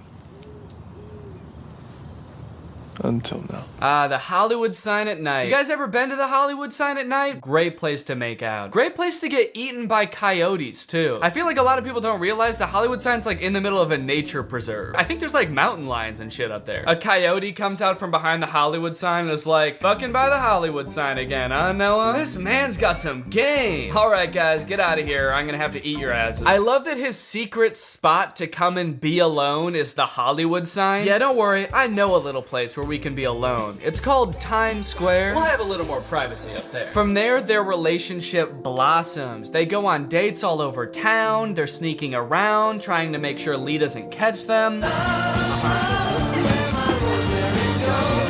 Nothing to see here, just 2 people with popcorn buckets for heads. So, Ivy League school, huh? It's not a big deal. Which school? Harvard? Are you shitting me? Yeah, well, his parents are billionaires, so it's not that amazing. They probably just like bought a new building or something, you know? Well, it looks like they're doing a pretty good job of not getting caught by Lee. Hey, Noah, have you seen Elle? Shit. What's going on in here? Jesus, what happened to your face? Oh, I had an accident and Noah offered to help. Did you do that to her? Okay, I know that Noah's violent, but like, come on. Did you do that to her? Yeah, dude, your friend came over and for no fucking reason, I just punched her square in the face and then immediately sat down facing her to start cleaning the wound. Hey, no. It's Lee. I'm fine. I tripped in the garage. I was looking for you. You really expect me to believe that she just tripped? Get a clue, Lee! No, she expects you to believe that. She's the one that said it. Oh, you tripped in the garage? You expect me to believe that? He's like, I don't fucking know. I wasn't there. I swear to God, if you laid a hand on that, Hey, stop, Noah! Stop! I'm digging this kind of like Hulk Black Widow vibe they've got going on here. This little, stop, this isn't you. She's like Chris Pratt in Jurassic World with the velociraptors. Hey, I raised you from a baby. It's me, all right? Calm down. You can't be violent if I'm here and you can see that I'm here. Easy. So Elle takes Lee downstairs to talk for a little bit, but she doesn't come clean, and Lee still isn't sure if something is up. So when Elle sneaks back up into Noah's room, Lee bursts in again and catches them kissing. Elle, did you not learn your lesson the first time? Lee busts in through doors. You're in his house. It just happened. Unbelievable. Wait, no, Lee, wait, no, stay here, please. Let me handle this. Kind of feels like I just watched the same scene twice. It even ends with her being like, hey, it's me, stay. She has no clue what she's gotten herself into with you. This is bullshit. You're acting like a hurt little bitch. Noah, get off of it! Noah's like, I would get off of him if Elle was here, but I can't see her right now, and I can't see who's telling me to stop, so I'm gonna fucking kill him! There's a lot of fallout from this interaction. Noah, like, skips town for a few days, and Lee doesn't want to talk to her anymore. Eventually, Noah comes back, and instead of coming to see Elle first, he goes to see Elle's dad to kind of, like, ask for advice and ask if it's okay if they date.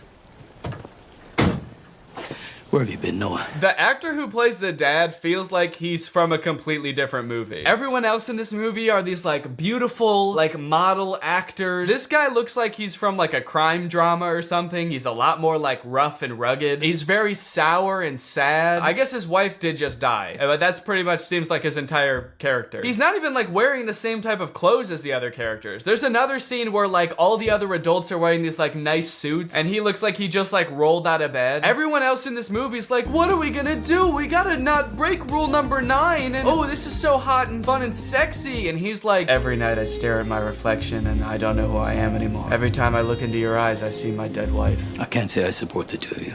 I can't.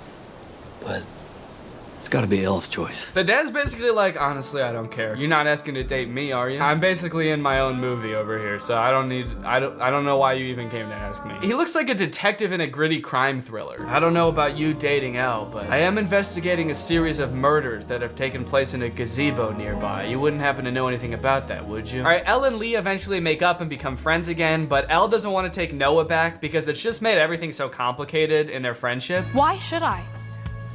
Because I love you. I love you, Elle. I mean, you're my little sis. How could I not? So Noah decides, okay, Elle doesn't want me anymore. I'm just gonna leave for college tonight. I'm gonna head there right now. But Elle decides she wants to make up with him. And at their big summer birthday bash, that's like a costume party, Lee finally comes around and decides, you know what? You can date him, fine. He's going away to college. You'll probably never see him again anyway. So sure, I'll allow it now. I have to find him, like now. It's okay, I'll help you find him, okay? Meet you outside in 5. So Elle and Lee set off to go find Noah. Thank you for doing this, by the way. Gotta find him and tell him how I feel. You just did. Oh my god. What did you do to Lee, you monster? Also, how long have they been in the car? I swear they've been in the car for like 5 minutes. How did she not notice? Was he just sitting there silently the whole time? And he's like 8 feet tall. How did she not notice? I'm just trying to picture this. So Elle gets in the car. Noah's already sitting there completely silent in a Batman costume. They pull out. He says nothing. He's just sitting there. Something doesn't add up. And by something, I mean the whole movie. Anyways, the movie ends with him going to college. Yeah, he doesn't stick around. He just goes to college and that's how the movie ends. Doesn't that suck? They don't even get to go on like a real date as a real couple. He just goes to college and then the movie ends. All right, well, that concludes our time together today. You guys, thank you for joining me. I hope you enjoyed this video. And if you're new here and you're not subscribed yet, make sure you subscribe and turn on my notifications to join Greg. Greg is what I call my subscribers on YouTube. So if you want to join Greg, just hit that subscribe button and hit that notification button. And then before you know it, your name will be legally changed to Greg. All right, I'll see you guys next time. Thank you. Bye-bye. Crap, crap, crap, crap, crap, crap, crap. What's up, up, Greg, and welcome back to another episode of Croc! If you've watched my channel for a long time, you may remember me making a video about the movie Standing Ovation like 5 years ago. And you might think that that movie should have nothing to do with the movie we're going to be watching today, Croc. Because, well, Standing Ovation is about a ragtag group of girls competing in a singing and dancing competition, while Croc is about a man-eating crocodile brutally murdering dozens of people. Come to think of it, in Standing Ovation, I don't think even one person is brutally murdered by a crocodile, but the movies are related nonetheless, because they were both directed by this man, Stuart Raffill. Stuart directed Standing Ovation, he directed Croc, he directed another movie called Bad Girl Island, which I'm very curious about, and he also coincidentally directed Mac and Me, that E.T. ripoff from the 80s that Drew has talked about on his channel, and also Paul Rudd always used to bring a clip of on Conan. This man has a prolific career of creating low-budget films that leave you questioning if what you just watched could even be considered a movie. And today I'm pleased to report that Croc is no different. Fishermen try to swim away, but they're not fast enough for the Croc. Alright, man, what was your strategy here? What are you doing? Why are you even in that position? That's not gonna help you get away. Maybe if I just pretend I'm already dead, he won't be mad at me anymore. Maybe he'll feel guilty, and then he won't want to eat my whole head. Oh no, he ate my whole head! Now I know what you guys want. You just want me to go through and show you all the scenes where somebody gets eaten by the crocodile. You know how I know that? Because this whole movie is on YouTube and all of the most rewatched parts are the parts where somebody gets eaten by the crocodile. But first, the movie has to introduce all the characters and set up the plot and the story. Blah. But hey, at least the plot of this movie probably mostly revolves around the crocodile, right? Well, oh no, don't worry. That crocodile doesn't want to eat you. He wants to sleep with you. But unfortunately, she's mine, so back off! Does that make you feel better? She's not having it, but don't worry, Jack's not getting his farm shut down. He's the main character of this story. He knows how to treat his animals. He's a good old American boy. USA! USA! Yeah? That line is my favorite line in the whole movie. The inflection is so strange. He's a pretty rich guy, yeah? What? Don't worry, kind stranger, as we've grown quite fond of your nephew over these past, 12 seconds. So naturally, we decided to help you commit arson to escape the police. And off he goes, dude. They did that good. They must do this a lot. Also, I guess the tide must be out, because they told him to dive into the ocean, and once he leapt off the thing, he landed in the sand. That could have ended very badly if he didn't know that. So long, suckers! Oh God! My legs!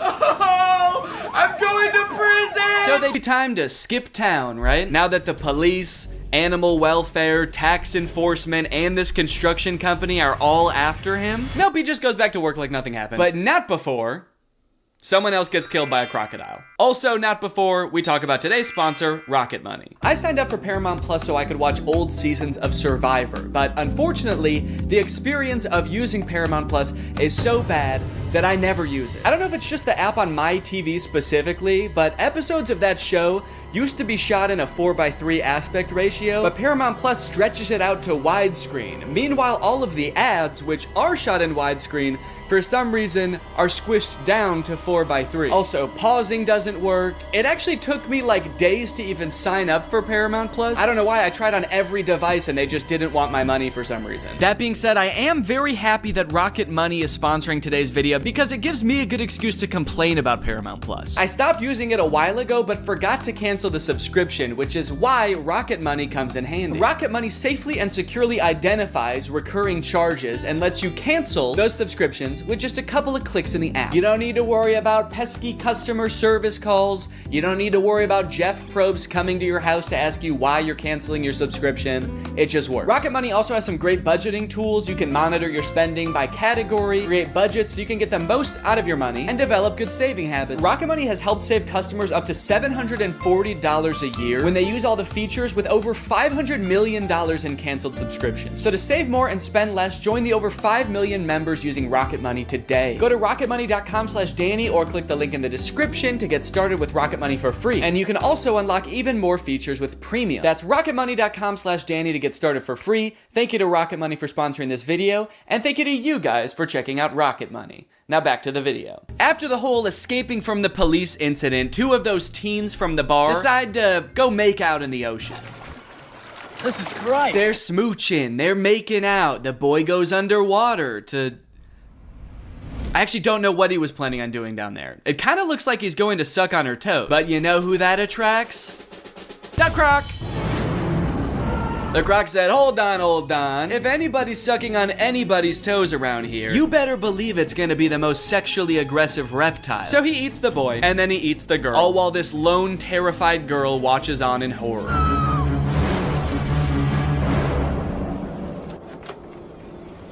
I love how casually she rides away. She is in no rush. Ah, a killer croc! I gotta go get help! But I shouldn't go too fast. I gotta focus on me. I gotta take care of myself first. My sister? Yeah, no, good call. No need to give any credence to the girl who literally saw them get eaten by an alligator. Yeah, she was probably just making it up. She probably just wanted attention. She's like curled up in a corner, traumatized somewhere, and they're just like, stop lying! There's no such thing as alligators, you idiot! You killed them, didn't you? During this scene, there's a mysterious man just kind of lurking on the sidelines of the investigation. He's not part of the police. He's just there. And he's mysterious, but it seems like he might have a hunch. And then suddenly, the police pull a leg out of the water. We assumed so. You're a police officer, and you pulled up with like 15 other police officers. I know what it looks like, but no strip club tonight, Jack. Yeah, I know. People are dying. I'm here on official business. Unless... No, dude, we have to catch this crocodile before it kills again. Right. Yes, exactly. But what if it's at the strip club? Yo! So the girl that Theo was flirting with at the bar is having a funeral for her cousin. And since everyone thinks it was Jack's crocodile that ate the cousin, they are not very happy when he shows up. And he is very confused. What's the matter? He keeps asking, are you okay and what's wrong when everybody doesn't want to talk to him. Dude, somebody died. What's going on? Why is everyone so sad? Hey, where's your cousin? The ugly one. All right, man, why'd you even ask if you weren't gonna care what he said? He gave you the worst answer. They would never actually show a child getting murdered by a crocodile. No! Basically just the really dumb, slow ones. One thing that really surprised me about this movie is how overwhelmingly positive all of the comments on YouTube are. This movie is super boring, the acting is really bad, there are long periods of seemingly pointless plot development, and yet the YouTube comments seem to love it. But they are pretty much exclusively all about how pretty the scenery in Thailand is, and not about the movie or the plot at all. So I guess that makes sense. Great movie, well filmed, nice locations, beautiful filming. Never thought Thailand was so perfect a paradise. Thanks so much. Yeah, well, it's not that perfect if people keep getting eaten by alligators, is it? Great movie with beautiful scenery. Thanks. Do these people think that the director invented Thailand? Because he didn't. It's been around for a while and you can go there. So they find the croc and they kill it. It's honestly pretty unsatisfying. I don't know what I was expecting, for them to like pull off the mask of the alligator and it was the tax investigator all along. But I was hoping for some kind of closure as to like why this happened, outside of two fishermen woke him up with a bomb. The ending of this movie is very somber. They're all just kind of traumatized on their little boat until Jack's sister asks Croc if the crocodile ate his leg. I forgot to mention, Croc only has one leg. I don't know if you've noticed that. And so you just assume, oh, he must be hunting the croc because the croc ate his leg. And Croc says, good. I was hoping this movie would end like an episode of The Big Bang Theory. Well, guys, thanks for watching this video. I hope you liked it. If you're new here, make sure you subscribe and turn on my notifications to join Greg. I'll see you guys next time. Bye-bye. Hello. Welcome back to my second channel. Thank you so much for joining us. I'm so happy that you're back here at my second channel. If you just stumbled upon this video and you thought it was on my main channel, it's not. This is my second channel. This is where we like to get a little bit goofier. So if you're just finding this channel for the first time, go ahead and subscribe and just see what happens. The last video I posted did really well. I think it has like 800,000 views, which is pretty good for a second channel. So we're gonna keep that going with another garbage video today. I don't think I've ever made a video about the obscene amount of doppelgangers that I seem to have. It seems like every day someone tweets me a picture of someone that they say looks like me, and usually it's just a picture of a person with a big nose that looks nothing like me, but sometimes I get tweeted pictures of people that look eerily similar to me, and it's gotten to a point where I now have like a huge thread on Twitter. Every time I get one that I think is pretty good, I add it to this thread, and even though I have that thread on Twitter, I've never actually made a video about it, and I've never actually ranked them. So that's what I'm gonna do today. I've seen a lot of videos of people doing like tier lists of different things, so I thought it would be kind of fun to do a tier list of my doppelgangers. So I've got them all loaded up here. I've got my screen recording, and we're just gonna go through them, and we're gonna figure out why are there so many people that look like me, and why are most of them women. Okay, the first one I got here,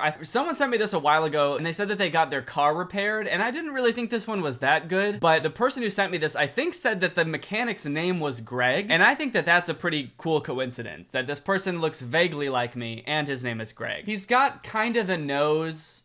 Oh, shoot. He's kind of got the nose, he's kind of got the hair, but it just doesn't all come together just right. So I'm gonna put this bad boy in... Oh, shit. What did I do? I'm not good at screen recording. I'm gonna put this bad boy in C tier. It's like not a great doppelganger if I'm being honest, but it's kind of impressive that his name is Greg. This next one, I think this one is pretty good. In fact, when I tweeted this, a lot of people were like, that's just you when you were younger. This looks more like me now than it looks like me when I was younger, but I still think it's pretty good. I feel like this is a C tier also. Yeah. C tier. This one's a good one. This is someone's history textbook. This dude, Carlos, he sent this to me on Instagram. This is Lord Byron, presumably royalty of some sort. I think he looks a lot like me. Like, if you don't show the hair at all, I think that looks pretty similar to me. And I'll be real, I like the fact that he's like royalty, or at least his name is Lord Byron. I'm gonna put that in A tier, actually. I quite like me some Lord Byron. Okay, so yeah, this one is not so good. This is a picture of a woman. Okay, this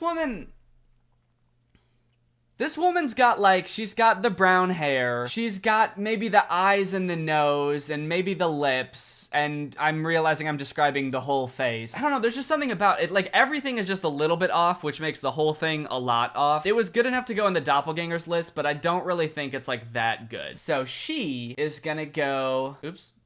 I squished her. How did it? Okay. I'll just squish her down this way. She's gonna go in D tier. Maybe even E tier. Uh-oh, what's coming up next? It's another woman. It's kind of interesting to see like where these come from, like where people find these. This one is like, it's like a poster for a military school. Yeah, West Point. I'm pretty sure that's a military school. So the face we're looking at is right here, if you couldn't tell. And as much as I hate to admit it, I think that this looks a lot like me. I think her face is a little bit more round, but like if you just look at like the eyes and the nose and the lips, it is concerning how much this looks like me. So like, am I upset that it's a woman? Yes. But am I still going to put her in B tier? Yeah.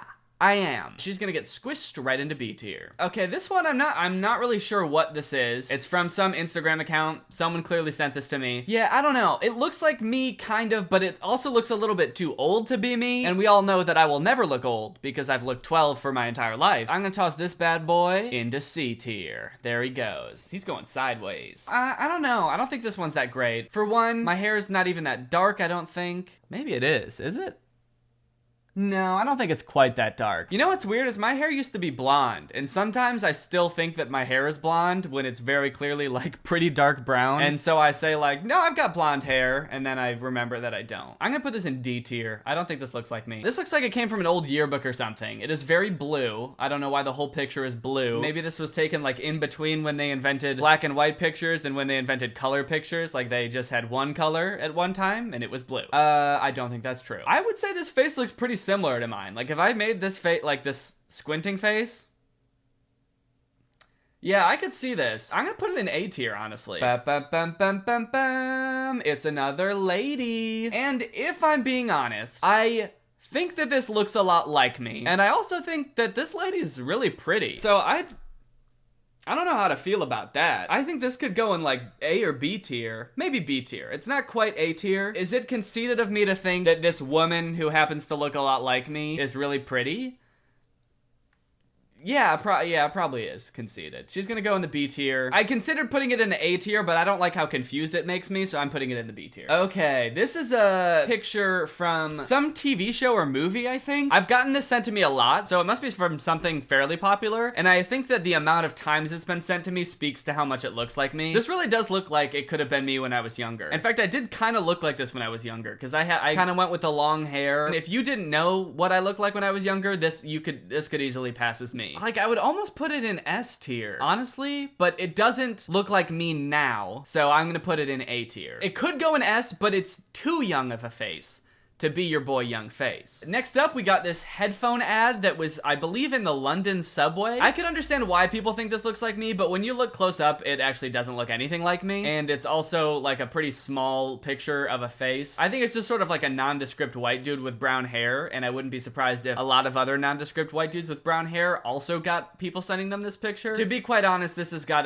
to go in the F tier. I don't like putting things in F tier. I especially don't like the fact that there are a lot of women that are higher up on the tier list than this, but you know what? Sometimes we gotta make the tough calls. Okay, this is a fun one. This is a fun one because this actually was not sent to me. I actually found this. This picture is at a bar called Muldoon's, which recently closed. It doesn't exist anymore, but it was in the town that I grew up in, and I thought this guy looked kind of like me. And I think I might have been a little bit tipsy at the time because he kind of doesn't. Off of just the face alone, I might put it in like E tier, but because I found it and it would hurt my pride to put it so low, I'm gonna put it in D tier. And you might think that that's not allowed, but it is, because it's my tier list and I'm allowed to do whatever I want. All right, here comes the sad prince guy. I don't know what this is from. I don't know who this guy is. And I also don't think it really looks like me. It's gonna go in the D tier. It would go in the F tier if I didn't think it wasn't such a silly pick. I think what we're coming to find out while doing this tier list is that how much it looks like me is only a little bit important, and what's really important is whether I like the picture or not. So this is an interesting one. This looks like a picture in a health book or something. It says active listening promotes and protects health and healthful relationships. And someone circled the nose and wrote Danny Gonzalez in it. I don't know if it's the person who sent me this picture or if like the person who sent me this picture opened the book and it was already like this. Either way, I think that's pretty funny that that's just in this health textbook from now on forever, but I don't really think it looks that much like me. I can see the nose, I can see why they circled it, but the rest of the face doesn't really look that much like me, so I'm gonna put it in the C tier. Okay, this picture, I don't really think it needs much explanation. It's, you know, this is just how it is. Like, I understand the resemblance, but it is gonna go in D tier because I don't like it. I just don't want to confront the fact that I look like this one, so I'm just gonna put it in D tier. This is a picture of the side of a case of beer, I think. This one's gonna go in E tier. So this one was sent to me when I was still doing Vine, and I would do that dad character a lot. I would have glasses and a fake mustache. So someone sent this to me being like, my brother looks just like you. Look, here he is dressed up like you. And I appreciate the effort, but I don't think he looks that much like me. The hair is pretty good. Actually, he looks decently like me. I'm gonna put him in B tier, a little bit because he looks like me, and a little bit because of the effort that he put in. You know, I gotta appreciate the effort. This is from another movie. I do not know which movie, but this, again, is a very convincing younger version of me. Honestly, this kind of, like, doesn't even look like a younger version of me. This kind of just looks like me. I have been told I look like a 10-year-old from time to time. Am I gonna put this in S tier? Am I? Could I do it? No. Okay, yeah, I will. No, I will. He'll go in S tier. We got our first S tier. Everyone clap. I don't know if there's gonna be any more S tiers, honestly. This was a Vine, and people would not stop tagging me in this Vine. And I also don't even think I look that much like this guy, which makes it even more annoying. He's gonna go in E tier. Well, nah, he's gonna go in D tier. One of the most popular celebrities to send me that I look like, Gabe from The Office. I don't know his actual name, but people send me this dude all the time. I do think I look like him. I don't think I look that much like him, but I think he's a solid B tier. I think people send him to me so much because he's so famous and The Office is such a popular show. Ooh, okay, I like this one. People always tell me I look like the guy from Cloudy with a Chance of Meatballs. I see where you're coming from. I don't think the resemblance is necessarily uncanny. I could see him being a solid C tier. I would put him a little bit higher if he were a real person and not an animated character, but unfortunately I'm not an animated character, so I really can't make that concession. Okay, this is a young Gene Wilder, aka Willy Wonka. I've gotten this one a decent amount. I think I look a little bit less like him than I do like Gabe from The Office, so he's gonna go in C tier. This one is a very concerning image because I tweeted this and my own father texted me asking me why I was wearing a wig and pretending to be on Dr. Phil, and he was very surprised to find out that this is actually just a woman that was on Dr. Phil and not me at all. I really don't want to put her in A tier, but you know, much to my chagrin, I think I'm gonna have to. Okay, this is another woman. Honestly, people have sent me this one a lot too. I think this looks more like Daniel Radcliffe than it looks like me. I don't know, looking at her, like maybe if I make the face, like, does that look like me? I don't know. I don't really see it that much. I'm gonna put it in D tier. And is that because of how she looks? Or is that because I want this to be kind of a symmetrical bell curve shape? I don't know. I couldn't say. I could only answer that by looking deep down into my heart, which is something that I never do. So this is another one that my own family refused to believe was not me. It's very impressive. I don't know what was going on here. I think she's like dressed as Madonna. This is gonna have to go in A tier. This is such an iconic doppelganger of mine. It was like one of the first ones that I added to the Twitter thread. It's a pretty good one. I'm not gonna pretend like it doesn't look like me. Okay, this one is a little concerning. This person DM'd me with this image and said, Danny, why are you a World War I clip art? Like, as much as I hate to admit it, this really does look like me. Kind of crazy how this looks so much like me while still not being very detailed. I was honestly very impressed with this one. This one's gonna go in A tier. I like this one. Okay. All right. This is a good one. Look at this. Look at this shit. This is straight up me. Look at this. Wait, watch. Ready?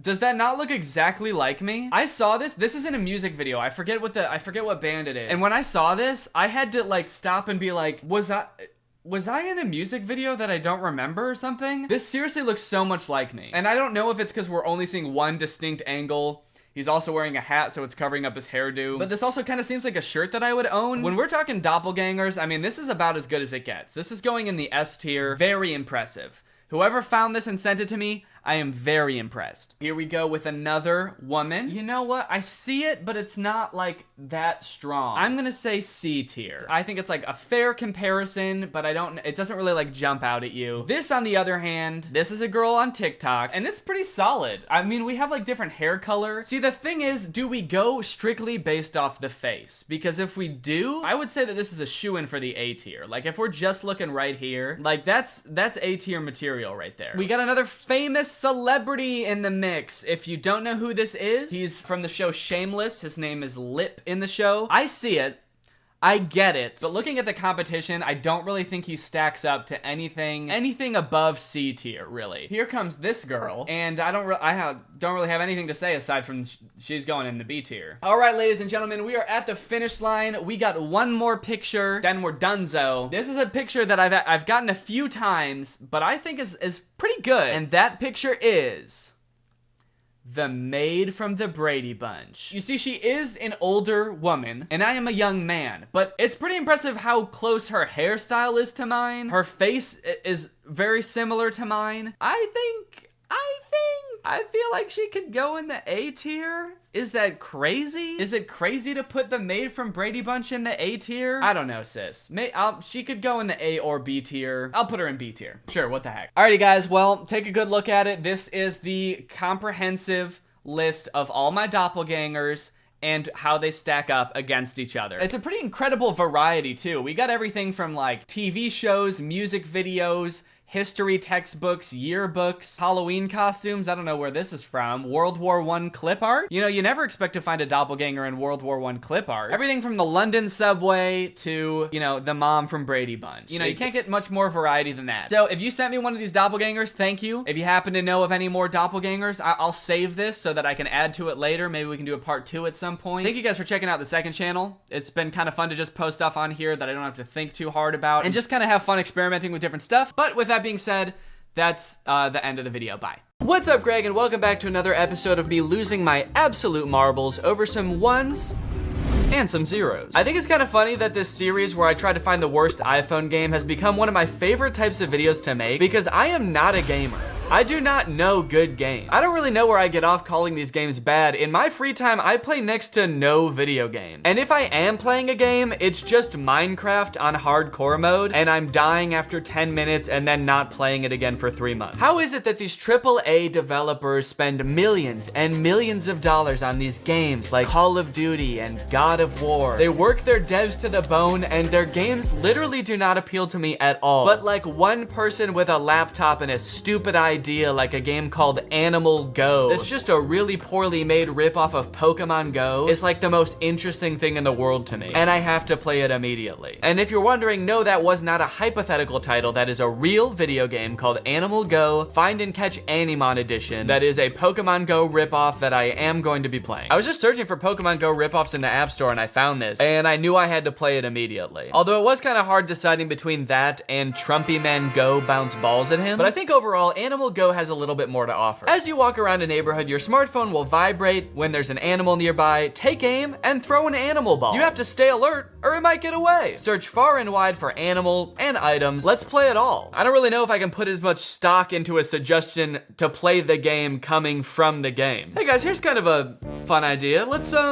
Let's play me. Let's play all of me. So it looks a lot like Pokemon Go, where you just walk around in real life and occasionally you'll stumble upon a tiger or a water buffalo, it looks like. You throw the animal's ball to catch it. The animal's ball? Okay, this game's a little bit more fucked up than I thought. And I'll be taking those, and then I'll be throwing them right back at you. I will say that now that I'm looking at all these animals' pictures together, they almost look a little bit too eager to be caught. And now that's kind of creeping me out. Oh no, you found me. You found my little pink elephant self. Don't trap me in my own ball. Please, anything but that. You're like, he's saying he doesn't want me to, but he really looks like he does want me to. No, don't cut my balls off. I would hate that. But overall, I'm excited to see where this game takes me, and I'm downloading Animal Go. Okay, this game looks horrifying. Jesus Christ. It's called Date Master Kissing Booth. Give the best kiss. It looks like some kind of game where you're preparing for a date by picking up different items along the way to your date. So you can either pick up money or bottles of poison, which would obviously make the date go pretty poorly because you'd be dead. You can show up either in a suit top or barefoot, and all of these, it looks like, influences this bar here. I guess once you get to the date, you can engage in some sort of kissing frenzy. And it looks like here that the kiss is going so well that she's crying. And I say that because this bar is filled up to the top where this emoji is absolutely, I mean, he's indisposed. He's out of his mind. So this is horrifying for sure, but I think that the other end of the spectrum is also gonna be terrifying because it's a puking emoji. So like if we pick up one wrong thing, is she gonna puke on our tongues? Also, I'm curious about all the different stuff you can pick up. So obviously showing up in a suit is better than showing up barefoot. But then the next thing down the road is you either pick up sneakers or a bed. It's like, first off, I thought we already decided if we were wearing shoes or not at this one. Why does every option seem to be like, okay, so you're not gonna show up barefoot. Are you sure you really wanna wear shoes to this thing? Okay. And then also, like, are you stopping at an IKEA on the way to the restaurant to buy a bed frame? Also, not to harp on the shoe thing, but he is already wearing shoes. He's walking to the date and he already has on shoes. So why the fuck would he take them off before he gets there? Okay. That's enough about the shoes. Oh, it looks like so there's different kissing patterns. So in this one, you're sort of doing a little swirl with your tongue. Not so much of a frenzy as it is sort of like a kissing hypnosis. You are getting very, not sleepy, you are getting very horny. Wait, what the fuck is going on here? What is this? So we walk to the date, which I haven't acknowledged is like 30 stories up off the ground. And I guess that's where the date is taking place. And then it looks like after we're done kissing her, her like satisfaction meter is off the charts. It sort of appears that she's just been like discarded as she's drunk with love. And then we're just kind of like, all right, and off you go. Okay, I gotta figure out what's going on there. So I am downloading Date Master Kissing Booth. Okay, here's another interesting knockoff. This one's called My Goat Life Simulator. Crashy adventure of cute goats. This is not the actual goat simulator game, the very popular goat simulator game that a lot of people have played before. This is My Goat Life Simulator. Don't get it twisted. A short fun game where you will take charge as a virtual goat and explore the beautiful green land for your progress. How long will you enjoy yourself as a goat? I don't know, man, that's sort of up to you. You design the game. They're sort of making it sound like a challenge. How long can you last enjoying this game? That's the challenge. Try to do it as long as possible. Let's play the whole game. Let's all play. Join the mate of your dreams, have kids, build a dream house for your family. So it seems kind of like a fun little just like life building game. I am curious to see what a goat's dream house looks like. Explore the green town and find all the secrets of your success. Fight for the queen's crown and win the queen title? Wait. What? Where the hell did that come from? The description took such a drastic turn. This is not what I was led to believe the game was about at all. It was like, live a simple life on the farm, grow your family, find the mate of your dreams, kill the queen, stage a coup and become emperor, take charge as a pro fighter, and knock down other goats to rescue your family. Our family was kidnapped by other goats? The simple life of a goat, you know? Trying to dethrone the queen like a Shakespearean play. Hamlet was actually based off about goats. Enjoy the story of a real goat with a map to hang out in the town, a full-fledged feeding mode. What does that mean? A full-fledged feeding mode where you have to eat plants every 5 to 10 minutes for survival. Yeah, just like a real goat. You know how goats have to eat plants every 5 minutes or they'll die? I'm glad it's a full-fledged feeding mode though. Game developers, if you're watching this, I will let you skimp on any part of a game except feeding mode, okay? I need a full-fledged, no compromises feeding mode. Let me look at these pictures to try to figure out what the hell you do in this game. Escape from thief, okay. At least he's following COVID guidelines, that's good to see. Kick and pot the ball in hole. Okay, so there is a castle in the background I'm noticing, so I guess that's where the queen lives. I guess where we're gonna live pretty soon, actually. Jump over the wooden boxes in the yard. Hell yeah. Okay, now I'm in. I wasn't in before, but now that I know you can jump over the wooden boxes, I like whatever this goat's up to. This is how I'm gonna be in the game. Completely checked out. My goat wife is gonna be like, honey, please, you're so behind on bringing home food for the children and building our dream home and overthrowing the queen. What do you do all day? And this is gonna be me. Just fucking... Maybe I just don't know what a regular goat's life entails, but I'm super interested in this game, so I will be downloading My Goat Life Simulator. Okay, now this next game, Scary Granny Contact Game, might sound a little bit like Bad Granny, which I've played before. But from what I can tell, this game is very different. First off, the granny in this game looks 1,000 times more terrifying. Holy shit, dude. That doesn't even look like a granny. This is so far removed from what like an old lady looks like. What the fuck is this? Beware of the scare. Are you brave enough to contact Granny? That's right. In this game, you can actually contact Granny. Take a look at this picture. This is the menu, it looks like. You can call, message, video call, play games, or mods. I don't know what that means, but the other options sound very interesting. Look at this. You can talk to Granny. Hi, where are you? Far away from you. Do you want to play hide and seek? No, thanks. I'm good. I see you. Oh no. This is my house. Okay, look at this. Look, you can FaceTime with Granny, and this kid is FaceTiming with Granny, and he looks horrified. And she's not even on the screen yet. I guess you can also just call her on the phone regular style, not on FaceTime. If you don't want to see her, you're like, okay, I'll get scared by Granny. I just don't want to see her. Hello? Oh fuck, it's Granny! That's scary! Disclaimer, don't play this game if you are easily scared. Calls, video calls, and chats inside the app are fake. Granny must say some fucked up shit, dude. If they have to be like, it's not real, okay? We swear. She's like calling in bomb threats. Hello? Oh god, you guys, it's Granny! What spooky thing is she gonna say? She says she's gonna do a terrorism? The fuck does that mean? And I am downloading Scary Granny Contact Game. All right, guys, we have a great lineup of games here. So without further ado, let's get ready to rumble! Wait a minute, gaming?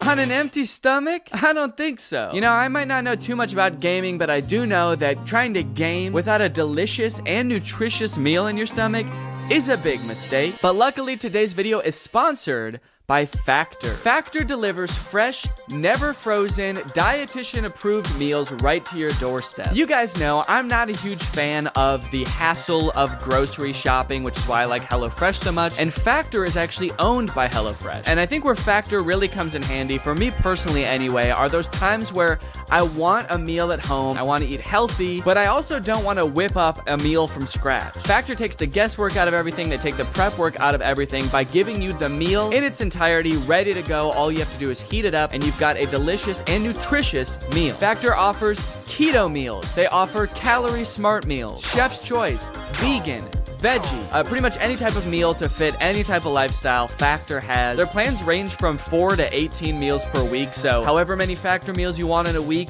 they can fit your lifestyle. They've also got a bunch of fun add-ons like these smoothies, which are very tasty. So if you want to check Factor out for yourself, then head on over to factor75.com or click the link below and use my code Danny50 to get 50% off your first box. That's factor75.com. Use my code Danny50 for 50% off your first box. Thank you to Factor for sponsoring this video. Thank you to you guys for checking out Factor. Now let's get ready to rumble! Alright, boys and girls, it's time to play Animal Go. When I first opened the app, I was greeted with a very fun character creation page. There's a little player on the screen and it's telling me to enter my name. And the player is sort of dancing like this. Okay, what should I make my name? What is the name of someone who would go around catching animals? Cruella de Vil? Yeah, my main objective in this game is pretty much to skin every animal alive that I find. The first thing I noticed as my character was plopped into the world was a button at the bottom of the screen that said free animal ball. So I pressed it, and it turns out the way you get animal balls in this game is by watching ads. A task that is significantly more embarrassing to do in public. You know, the nice thing about these games, you know, people say it about Pokemon Go too, is they get you out, you know? They get you out and about, walking into random fields, holding your phone like this. It's been a long winter and I haven't spent a lot of time outside lately, so it is kind of nice to just be walking around. I'll give them that. When I arrived at my first animal, it took me a second to figure out how to interact with it. Come on, dude, get to him. Jesus, is he running away? The hell? Wait, actually, is he actually running away? How do I get to him? Wait, oh, I passed him. But eventually I clicked on it. Do I have to click on him? And it was go time. Animal Go would like to access my camera. Hell yeah. This elephant had the upper hand immediately. Despite being right in front of me on the map, to my surprise, he was right behind me. And to my terror, he was in the sky. He's in the sky. Oh my God. I do have to give the game some props though. I really didn't think that there would be any kind of like augmented reality aspect to this game like there is in Pokemon Go. It just seems like something that's kind of difficult to figure out, and I think I'm right because they didn't really figure it out because the elephant was in the sky. But the elephant is firmly planted in the world. It's just not in the right part of the world. It should be on the ground, I think. So herein lies the first problem. There was absolutely no instructions on how to catch this thing, on how to capture this angelic sky elephant. I did not know what I was doing. So I just kind of fucked around for a while. I flicked the screen. I tried tapping the elephant until the game, I guess, just decided, no, you're done. It's not gonna happen today. You're not gonna catch the elephant. So you're done. Did I get him? It went back into normal view. Did I catch him? No, I didn't. I shook the failure off pretty quickly though and immediately set my sights on a new animal, a lion that was hanging out in a baseball field. Did they put him in the dirt? It's like the worst place for him to be is in this like muddy, wet sand. But hey, I guess that's where lions hang out. The muddy, wet sand of a baseball diamond. Oh, fuck. Oh God, I can't. Watch what happens when my foot goes in here. Ugh. Can I just catch the lion from here? You could if you had any animal balls left. I don't have enough balls. That's right. When you watch an ad, you get 20 animal balls. But every time you throw a ball, despite the fact that you can see that ball coming back to you to be thrown again, you're actually losing that ball. To watch an ad to get more balls. I think I honestly have a better shot on the other side of this dirt. So I'm gonna go around. Oh yeah, I'm closing in on him now. And of course he's gonna be right behind me. Yep, there he is. I seriously have no clue how to do this.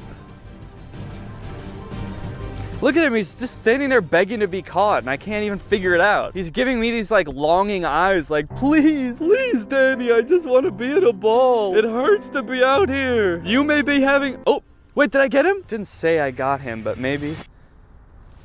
God damn it, dude. I think I just ran out of balls. My next attempt did not go well either. I even tried buying some magic dust from the store, but it turns out that that doesn't actually do anything. Where's the magic dust? There's no magic dust on my screen. I don't know where that went. I feel like my little Cruella de Vil character just snorted it the second he got it. He was like, oh, magic dust, sick, thanks.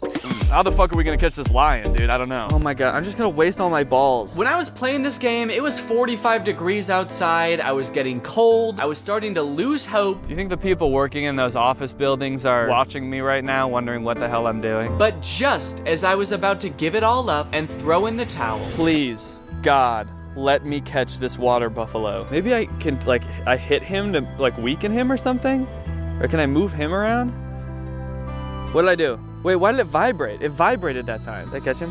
Dude, I got a Bakoko! Needless to say, I was pretty much on cloud 9 after catching my first animal, but don't worry, I didn't get too cocky. I actually had no idea how I did that, and I couldn't do it again. I could not replicate my success. To the point that for the remaining half hour I spent at this park playing this game, I could not catch a single other animal. Touch, touch, touch, touch, touch, touch, touch. No, okay, that didn't work that time. There's one right here. There's another Bakoko, I think. Tap, tap, tap, tap, tap, tap. Don't have any fucking balls! I don't know what it was about that Bakoko that was so eager to get caught, but the other animals did not share its sentiment. So, I packed my bags, I went home, and I gave up. Until I was sitting on the couch a few nights ago, and I decided, you know what the heck, let me give this game a second shot. Let me see what animals are around my house. And immediately, I caught an El Coro, and that's when it clicked. In order to catch an animal, you have to get the ball's trajectory to peak right where the animal is. So I tried again. I caught a Libum. I was ecstatic. And after that, I was on a roll, dude. I couldn't believe it. I couldn't believe how many animals I was catching. I caught another Bakoko, a Bucarita. I evolved my elephant into an Elkadar, my lion into a Libusha. Can you believe it? Little old me owning a Libusha. Didn't think I had it in me, did you? So I think it's safe to say I've got this game pretty much down. Is it good? No. Is it fun?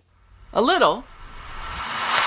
Date Master Kissing Booth was next. Luckily, I could play this one from the comfort of my own home. I would rather get trampled by an Elkadar than play this one in public. Certainly don't want this game sending me notifications. Certainly don't want it tracking me. Hey, Date Master Kissing Booth is tracking your location and we noticed you're on your way to a date. Do you want to swing by an IKEA to pick up a bed frame on the way? Maybe a shoe store? The game mechanics of this game are pretty much exactly what you would expect based on the pictures of this game in the App Store. Okay, so I'm this stinky, flea-ridden man. Oh, and I am wearing no shoes. There's no sound in this game, so you just silently walk down this road in the sky, picking various options on the way to your date. And then you get to the kissing portion. Since it was my first time, I wasn't necessarily in a rush when I got to this part. I was more so marveling at how upsetting the visuals were. Oh, gross, dude. Oh, but apparently you have to be pretty quick during this part. An oversight, which I was severely punished for. Did you see how she got mad when I took too long? Okay, oh, oh, what the fuck? Wait, oh God. Is she gonna puke on our tongues?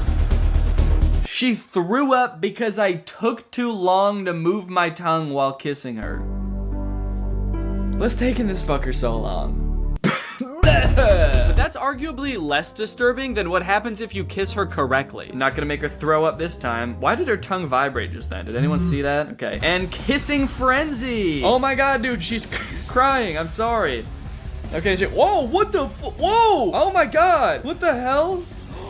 Dude, that was scary as hell. She turned into a rag doll. It was like her bones were breaking in midair. Under some kind of demonic love curse, my date is cast into the air, mouth agape, bones squishy, honestly. Looking like a character in Stranger Things getting their soul eaten by Vecna, or whatever Vecna does in Stranger Things. Remember that? And then I guess whatever she lands on determines how well you did on that course. Your soulmates. If I was really soulmates with this girl, I could have shown up without all of the extra shit. I could have showed up without the suit jacket, and she would have loved me anyway. I'm not buying this whole soulmates thing. After a while of playing this game, I started to feel like the choices you make along the way don't have much of an effect on your final score as long as you do well in the kissing section. So on the next go, I purposely picked a few of the bad options like a bucket hat and jeans, and I still did pretty well. Instead of soulmate, I landed on beloved, but I mean, honestly, that still sounds pretty good to me. Like, it still sounds like she likes me, you know? She wouldn't call me beloved if she wasn't like a little bit into me. When I tried purposely picking every bad option, however, I was not met with such grace. I was met with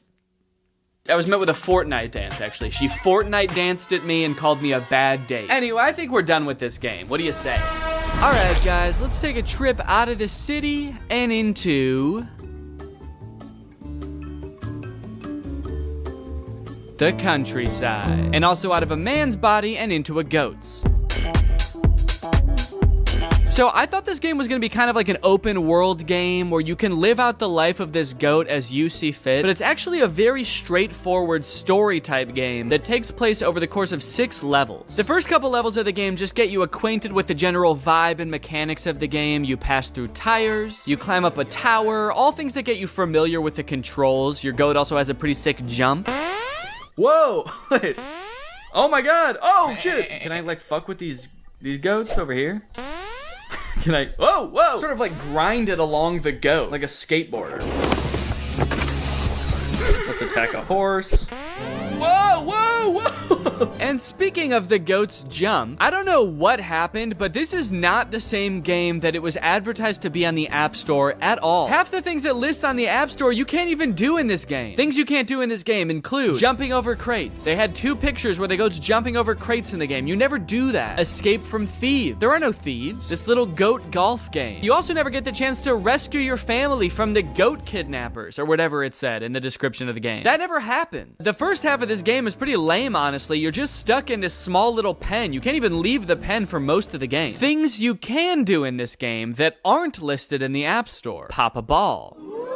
Jump and knock red ball.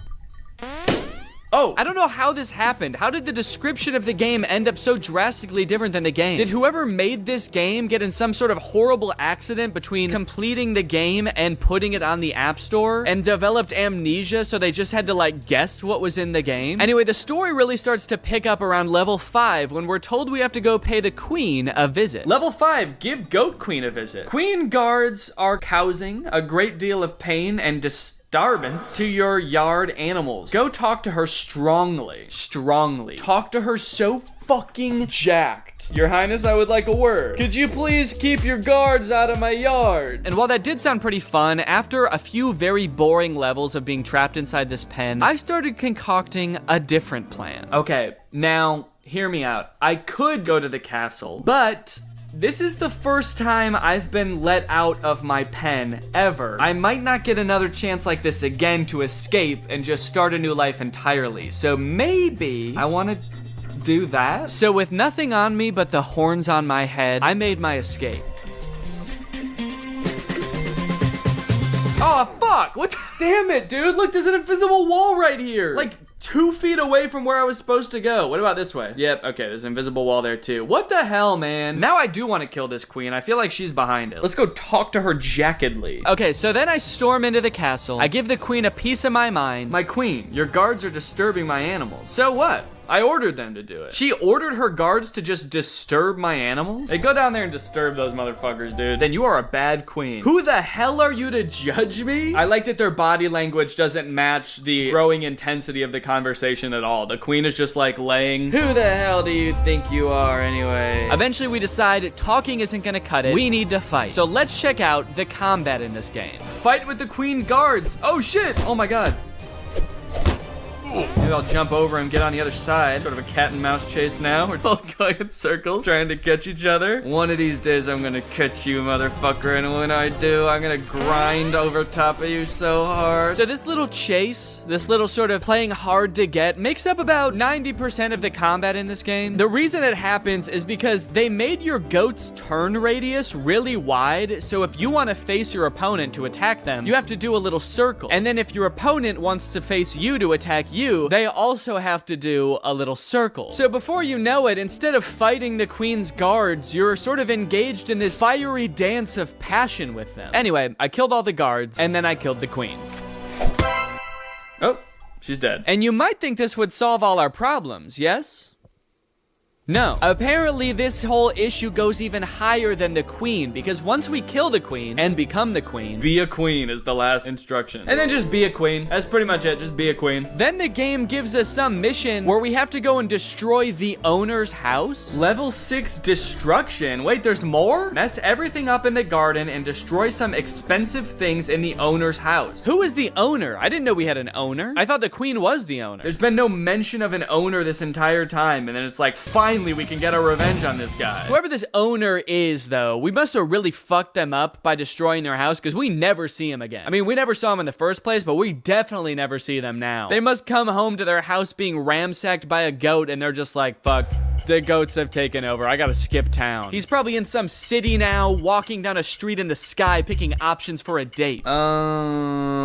Okay. Level 3, feed your family. So I already played this level. I mean, I'll do it. Don't get me wrong, I love feeding mode. After you beat the game continues to present you with levels that you already played. I think in hopes that you won't realize that you already beat the game and you'll just keep playing it over and over. So in order to avoid accidentally playing this game forever, I think it's time this goat's life comes to an end. And who better to kill it than a scary granny. Now, before I talk about scary granny contact game, I should probably say that if you don't want to get jump scared by a scary granny, then you probably shouldn't watch the rest of the video. I'm gonna do my best to not make it like super loud and startling when it happens, but Granny is a very mischievous woman. She likes to pop out when you least expect it. She's kind of a sick little freak like that, so just be warned. I like that before we've even started playing anything, Granny is already trying to communicate with us. She's just whispering, "I see you," over and over. You ever pay $6 just to get screamed at by an old lady? I have. Because in order to even select the play game option from the menu, you have to pay, you guessed it, $6. And all the play game option is like a fake trivia game that lulls you into a false sense of security, and then Granny pops out at you when you're least expecting it. And I mean least expecting it, dude. I was sneezing when it happened. Oh, fuck. Oh, shit. Jesus Christ, dude. Okay, so the whole play game thing is just to, like, fuck with a friend, I guess. You're like, hey, play this fun trivia game I found. Hold on, let me just open it up real quick. And you open it, and they hear creepy music and, like, a granny whispering, "I see you," while you get it set up. And then you're like, okay, here you go. How long did the 100 Years War last? It's not suspicious. Calling Granny is a little bit lackluster. The first time I contacted her, she was hellbent on playing hide and seek. Do you want to play hide and seek? But then when I finally agreed to play hide and seek with her, she hung up. Are you coming to find me? So we didn't agree on when and where we were playing. She just hung up and I never saw her. Maybe she's hiding, I guess, and I was supposed to go find her, but I still don't know where she is. The second time I called her, she was just like breathing heavily. She was out of breath. She sounded like she was on death's door. Granny, are you okay? You do not sound too good, Granny. Either that or, I don't know, I guess maybe she is playing hide and seek and she's in her hiding spot and she's like so excited for me to find her that she's panting basically. Can't wait for this motherfucker to find me. I'm gonna scare her. I'm so good. I'm a crazy grandma. Okay, let's message her and then we'll do the video call. Unfortunately, messaging Granny is much the same. I really thought this was gonna be some kind of AI chatbot where Granny is responding to what you're saying. And if this is some kind of AI, it's an AI that is designed to mimic a scary old woman that doesn't give a shit what you have to say, because she's gonna say what she wants to say whether you like it or not. And what she has to say is she wants to play hide and seek. Do you want to play hide and seek? This kind of seems like the same conversation we were having on the phone. This is my house. No, I'm at my house. Ah! Jesus, man. FaceTiming Granny is pretty funny, though. Granny game would like to access my camera. Okay. Hey, Granny. Granny, flip the camera around. I can't see you. Granny. Oh, fuck. Call finished. Wait, so did Granny just die? Because I was on FaceTime with Granny. She was holding the camera. And then she opened a door in her own house and got murdered with a chainsaw. It's not very scary. That's really sad. Dude, imagine that in a horror movie. Like, you know, a teenager gets a phone call that's like, hey, I'm right outside. I'm gonna kill you. And she's like, oh no, don't come in. And then the person on the other line is like, yeah, I'm gonna... Oh, fuck. Oh, shit. Dude, I'm getting mugged. I'm getting mugged. Help. They want all my money. No. They're stabbing me. Brittany, help. They're stabbing me. All right, guys. Well, I hope you enjoyed this deep dive into the App Store. If you did and you're not subscribed yet, make sure you subscribe and turn on my notifications to join Greg. That's what I call my fan base here on YouTube. And I will see you guys very soon. Bye-bye. What's up, Greg? So I'm a big fan of the Bachelor and Bachelorette series. And by big fan, I mean I watch it and complain the whole time because it's not exactly how I want it to be. But lately, I've been feeling even more so like the series has just taken a bad turn. There's really dumb producer-created drama on the show. Because of this, I've sort of been on the lookout for new reality dating shows to watch. I found out that MTV has a bunch of old dating shows that I've never seen before. I've heard people talk about them, but I've never actually watched them. Curvy girls make my junk twitch. And I've sort of fallen down a rabbit hole, but this one in particular, it's called MTV's My Own, has been keeping me awake at night. Welcome to my palace of pink. The concept for this show is so bizarre. Before I tell you what it's actually about, I want you to picture what you think would make a successful dating show. Like, what would actually lead to a relationship that lasts longer than just the episodes of the show? What do you think is most important? I personally think the main person, the person that everyone's trying to date, making sure that they are like a well-adjusted person that has the ability to form normal, healthy relationships with other people and will like you for you and doesn't want you to be someone else, because that would be weird. So this show is about helping people people who are obsessed with celebrities find someone who looks and acts as much like that celebrity as possible so that they can basically have their own personal version of that celebrity. That's why it's called My Own. There's episodes about people who are obsessed with Beyonce, P. Diddy, and the show tries to connect these people with someone who looks enough like Beyonce to sort of quell this person's desires, to make them kind of calm down about the whole being obsessed with Beyonce thing. Now, this show took place between like 2005 and 2006, so a lot of the episodes aren't available online anymore, but I found one on YouTube and I watched it, and it is every bit as weird as you would think. It's actually probably even worse. The only woman for me is both naughty and nice. I want my own Pink. So at the beginning of the episode, we're introduced to the main character, Nick. Nick isn't looking for a Beyonce or a Kanye West. He's looking for his own Pink. He wants his own personal Pink. And this whole intro segment where they introduce this guy is just them sort of like listing and showcasing a ton of red flags. You and me, Friday night. What do you say?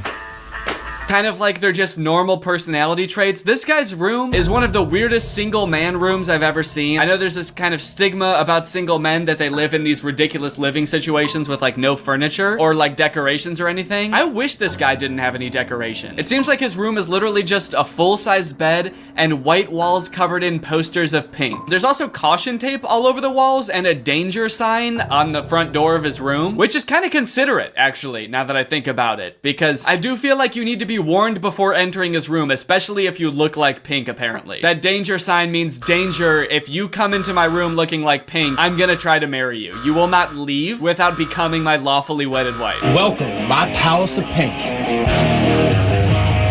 There's so many things that I love about Pink.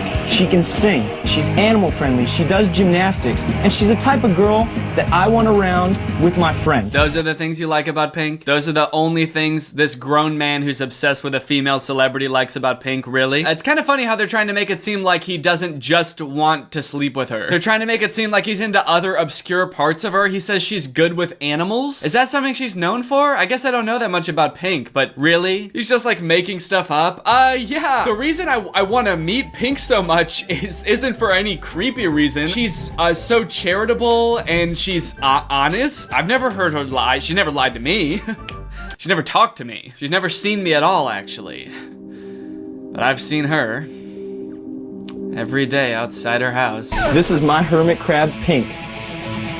Ow! Ow! Fucking bitch-ass crab! Ugh! Pink would never do that, dude. Known Nick for like 15 years, one of my closest buddies. Then we're introduced to some of Nick's friends who give us a little bit more perspective on who Nick is as a person. Help us find Nick his own Pink. I'm just trying to picture this show like approaching his friends to be on it as well and telling them like, hey, we're making a show about Nick. We're kind of exploring his obsession with Pink. And they're like, oh my god, thank god, finally! Are you gonna help him? Are you gonna try to get him help so that he can move on with his life? And the show's like, no, actually, we're gonna make it way worse. I don't remember the last time Nick got a date with a girl, but his obsession with Pink is definitely getting in the way of his love life. And a show like this definitely will not help if he realizes there are women who are willing to be his personal Pink. Also, even ignoring the Pink thing, I feel like that might not be the only reason he hasn't had a date in years. I think there's a good chance he has more going on, and the Pink thing is just kind of like the most obvious, glaring issue. Like, if you took away all the Pink posters in his room, he would still have just an empty room with a bed and a crab. So I think it's safe to say that there's more going on. I met Nick when he was the captain of our football squad back in high school.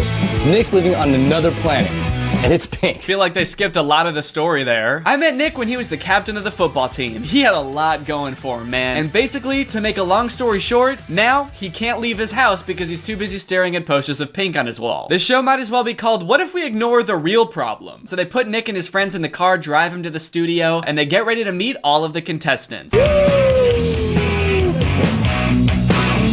One thing I'm noticing is that The Bachelor and Bachelorette are usually filmed at this like nice mansion in Malibu. It's a very romantic setting. This is filmed in like an office building. What is this place? This does not look like the type of place you would want to go to find love. This looks like a FedEx. All right, let's meet these contestants. You know what? It's time to bring the ladies out. What do you say, guys? Let's do it, baby. Let's do it. Come on, ladies. Yeah, let's bring the ladies out. Let's see these ladies. They better look like Pink. So the ladies come out. They each give like a short statement on who they are or why they think they would be a good Pink for Nick. What's up? My name's Lacey, and you need to pick me to be your own Pink so we can get into some trouble later. As these women come out and make their little jokes and vie for Nick's love, I have to wonder, what reason do any of these women have for wanting to win this show? I feel like the prize in this show would make your life worse. Having to be this guy's Pink? What girl dreams of marrying a guy who's obsessed with another celebrity to the point where the only reason he even likes you is that you kinda look like her? You're just gonna spend the rest of your life knowing that, like, sure, you look kinda like Pink, but you're not Pink. My name is Crizelle, and you should choose me as your own Pink because I am the ultimate rock star, and I'm gonna rock your world. Rock it, baby, yeah! Oh no, dude, he's already too excited. Rock it, baby, yeah! It's one glimpse of a girl that reminds him of Pink, and he loses it. Yes! Yes, finally! So from here, the girls have to compete in a series of challenges to see who would make the best Pink. Drop it like it's hot, dude. I'm watching the rock. Guess I won't be getting in any trouble with her. So I thought it was gonna be like going on a date with him to see how he vibes with them, see if they remind him of Pink at all. But the first challenge really threw me for a loop. So let's get started with a few trivia questions for you. In what state is Pink's hometown, Doylestown, located? Okay, wait, so they have to know personal details about Pink? Pennsylvania. She's got it, guys. She's got it. And they do know personal details about Pink? What does Pink's husband, Carrie Hart, do for a living? A dirt bike rider? How do they know this? Wait, so they don't just have to like look and act like Pink. They have to know intimate details of Pink's life. Why is that important? It's kind of making it seem like they don't just have to seem like Pink. They have to actually pretend to be Pink. Because once one of them wins the show, they might be out to dinner and Nick might be like, hey, what's your favorite kind of candy again? And they'll just have to pull it out of the tops of their heads. Nerd ropes. My favorite candy is Nerd Rope. He's not just looking for someone who's like Pink. He is looking for someone to pretend to be Pink for the rest of their lives. Last challenge of this show is gonna be sewing a pink skin mask onto your face. Gross. Why did I say that? It's also kind of interesting because Pink is known for kind of having an attitude, being a very confident woman. I feel like there's about a 0% chance that Pink would ever do a show like this, which is the funny thing. The show just ends with Nick being like, and the winner is... none of you guys. Yeah, none of you guys really seem that much like Pink to me. Pink would never do a show like this. It's time for Nick to eliminate two of the girls who don't know enough to be his own Pink. And my fourth and final choice is Dominique. Oh my god. Yeah. Not regret this. You got the four. Dominique is hot, just like Pink. She doesn't look like Pink, but she is hot, and Pink is hot, and, well, they both breathe air, and they both sort of eat food, so I guess she is kind of like Pink after all. Ladies, congratulations. You're that much closer to becoming my own Pink. Ugh. All right, next challenge. They have to become gymnasts. Hello, ladies, and welcome to Anti-Gravity Sports. Before Pink became a rock star, she spent her childhood as a gymnast, and now it's your turn. That's right, apparently Pink did gymnastics when she was little, and so these girls have to also learn gymnastics for some reason. I guess maybe it might come up on a date at some point in the future with this guy, like, hey, Pink did gymnastics when she was little, so she should probably remember some gymnastics, like a little bit of gymnastics. And he might want his girlfriend, who is pretending to be Pink, to do a little bit of gymnastics.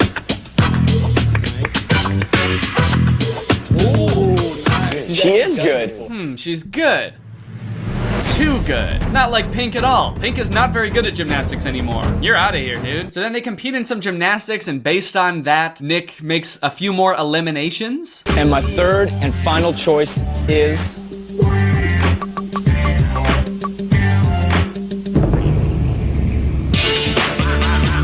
Oh, and they cut to a commercial break midway through the eliminations for some reason. I guess this is like a big cliffhanger. I'm not really sure how. I'm not at all invested in any of these girls. I know so little about them. The only thing I know is if they know trivia about Pink and can do a little bit of gymnastics. Are there people at home rooting for one of these girls? Is that why this would be a cliffhanger? We've only known these girls for 12 minutes. I can't imagine forming that strong of a connection with them in that time. I want Dominique to win so bad. Her story is so inspiring. She deserves this. Ever since she was a little girl, she's wanted to be someone's personal Pink. She's got this in the bag. Violet. Fuck! The third and final challenge is that these girls have to perform a Pink song for Nick. They have to get dressed up like Pink. They've got to bring the attitude. They've got to bring a great vocal performance to win Nick's heart. The only concern will you Lucky girl, stupid girl. It doesn't make any sense. Why do any of these challenges matter? Do they think that this is what Pink's day consists of? She wakes up in the morning, she gets questioned by her husband on where she grew up and like what record label she was signed to first. And then she goes to the gym to remember just a little bit of gymnastics. And then she comes home and does a personal performance for Nick. Yeah, that's probably what Pink does. I guess when you only see someone on the screen, you just kind of assume that what you saw them doing on the screen is what they're always doing. Whoever wins this show, she like goes home with Nick, and then that night she like gets in bed and she's about to go to sleep with him, and he's like, whoa, hold up, what the fuck are you doing? She's like, we're gonna go to sleep now, right? And he's like, no.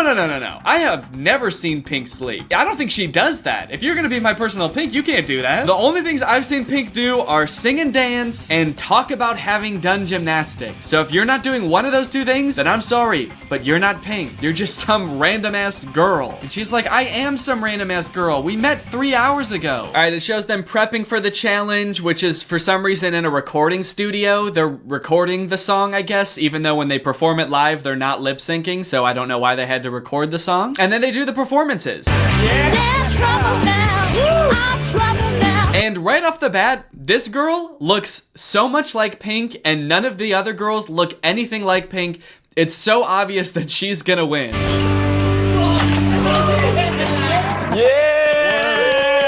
But they put her first and then make the other two girls try to follow that up as if they have any chance of winning against this girl that actually looks like Pink. They do okay given the circumstances. I mean, they're probably just confused, perpetually confused about why they're here and what choices in life led them to be here. But maybe this is what they want. Maybe they have like pictures on their wall that just say like, guy that is obsessed with Pink. And that's their dream guy. That's who they've always wanted to be with. But even if that is the case, they definitely squander the opportunity. Maybe if I act like that guy will call me back. They do not impress. It's time for Nick to bring down the lights on two of our hopefuls as he picks his very own Pink. All right, it's time for him to pick his Pink. Who's it gonna be? Ladies, all these performances were great. No, they weren't. Unfortunately, I can only pick one of you to be my own Pink.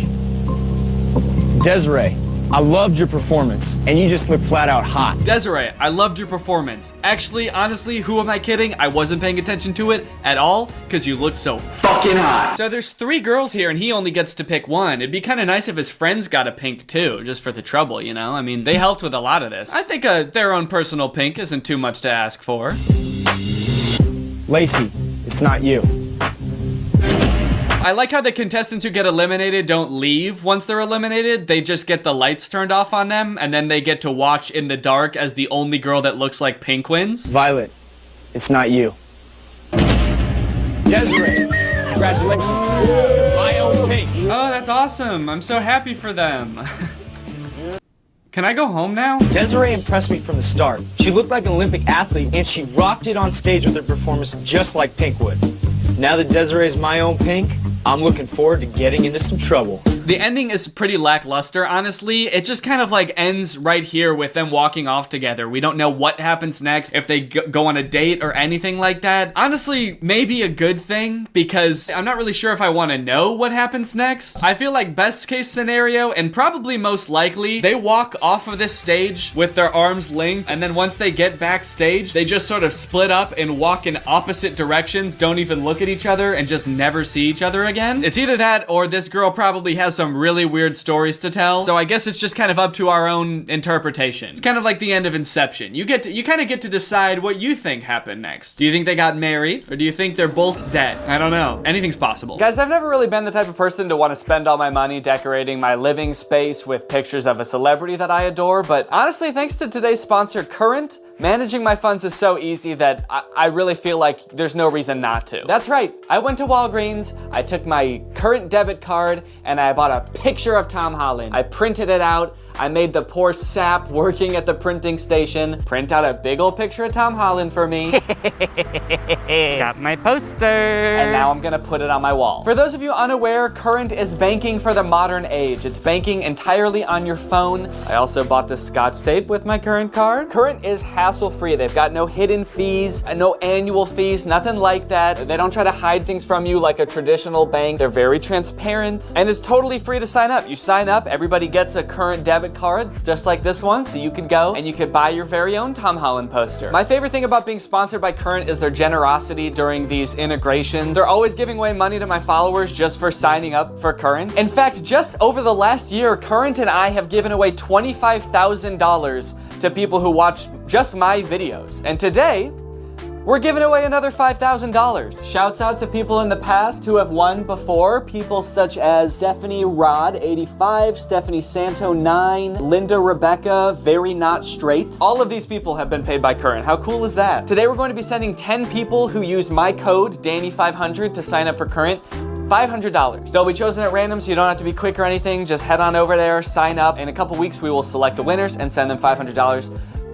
Nothing else to it. So thank you again to Current for sponsoring this video. Very cool of you guys. And thank you to you guys for checking out Current. Thanks for watching the video. If you're not subscribed yet, make sure you subscribe and turn on my notifications to join Greg. We are the fastest growing army on all of YouTube. Please do not look that up. And I will see you guys next time. Goodbye. So you know how every year there's like a new billionaire trend? Like every year they just start doing something new. One year it's like going to space. The next year it's buying up all the farmland. Well, this year it just might be building cities. I guess it seems like the next logical step. In almost every aspect of their life, they have total control over everything, just not the government yet. So I guess if they sort of make their own city with their own government, they'll be in complete control of everything that goes on in their lives. So this article on BET says Kanye West is reportedly building a 100,000 acre city in the Middle East. In 2020, Yeezy attempted to build his own city in Wyoming, but the state made him close up shop. So a couple crazy things going on there. I didn't know that he was building a city in Wyoming. Maybe I'm out of the loop, but I feel like I should have known that. So that already didn't work. He already failed once, and he was like, you know what? Wyoming is a really difficult place to build a city. That's probably what was screwing me up. I think I would have much better luck if I try in a totally different country. A country I don't live in, don't know the culture or laws as well. Also, it just says in the Middle East. That's also not a country. So I think you're gonna have to get a little more specific, my guy. We previously reported that Kanye West put his Malibu mansion on the market. Now it appears that he is moving east to chart his own universe. According to a post he made on Tuesday, December 20th from a verified account named Unreleased Yay on X, formerly known as Twitter, the Can't Tell Me Nothing rapper is reportedly in the planning stages of building a new city in the Middle East. I like that they refer to him as the Can't Tell Me Nothing rapper, like that's what he's known for. Hasn't done anything else notable lately as far as I can tell. He was sort of a one-hit wonder. He released that song back in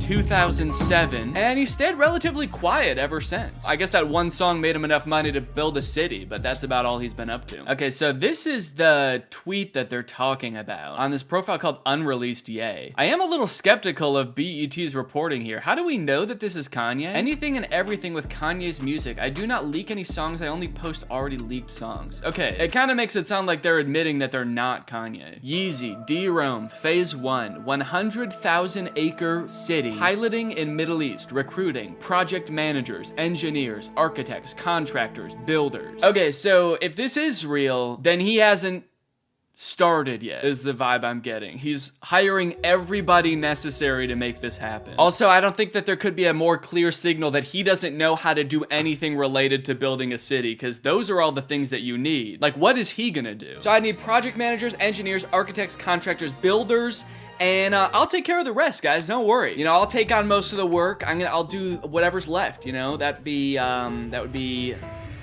landscaping and the king. I'll be the king as well. This might appear to be an overly ambitious endeavor for some, but for the 24-time Grammy winner, this is familiar territory. How so? How is this familiar territory? It sounds like he tried this once and it didn't work. Then if the next sentence isn't that he's already built multiple cities in the Middle East before, then it's not familiar territory. I don't even think the Middle East is familiar territory to this guy. In October 2020, he was deep into his bag of brilliance when he attempted to construct his own city in Wyoming. I don't think he was in his bag of brilliance. It sounded like it didn't work. Those plans were scrapped after the state put a stop to his proposal, which was projected to be a hyper-utilitarian underground zone that could fit 200 people.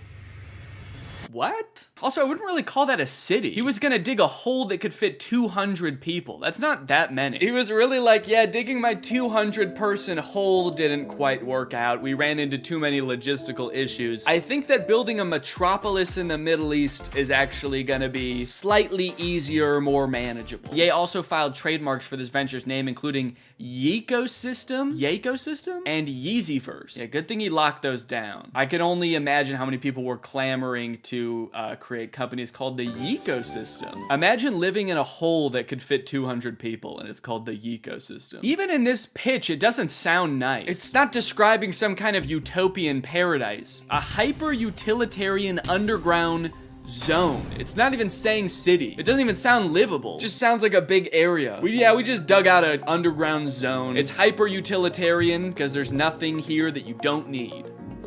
There's also nothing here that you do need. It's just a hole. Okay, so it looks like we got some more info on Kanye's Wyoming city here. And this article is from March of last year. The last article was from December, so this came earlier. Kanye West's anti-Semitic collapse has turned dream of becoming world's biggest real estate investor to rubble. During his heyday, Kanye West's stated goal was to become one of the world's biggest real estate developers of all time, but shocking new photos of his construction empire, including bizarre futuristic domes, reveal the true extent of his crumbling legacy. Oh yeah, here they are. Bizarre domes. His world-conquering status as a fashion and music mogul vanished, and his real estate aspirations, including bizarre building developments inspired by Star Wars, have turned to debris. I don't know if they, were they already debris to start with? This is just a hole. Oh, we got a little before and after photo. Okay, here's before. So here's the... Here's the best it ever got. And then here's what it looks like now. Damn, look what we could have had. We could have had bizarre domes, people. The disgraced rapper built the domes, pictured in July 2019, to house the homeless. And he even envisaged?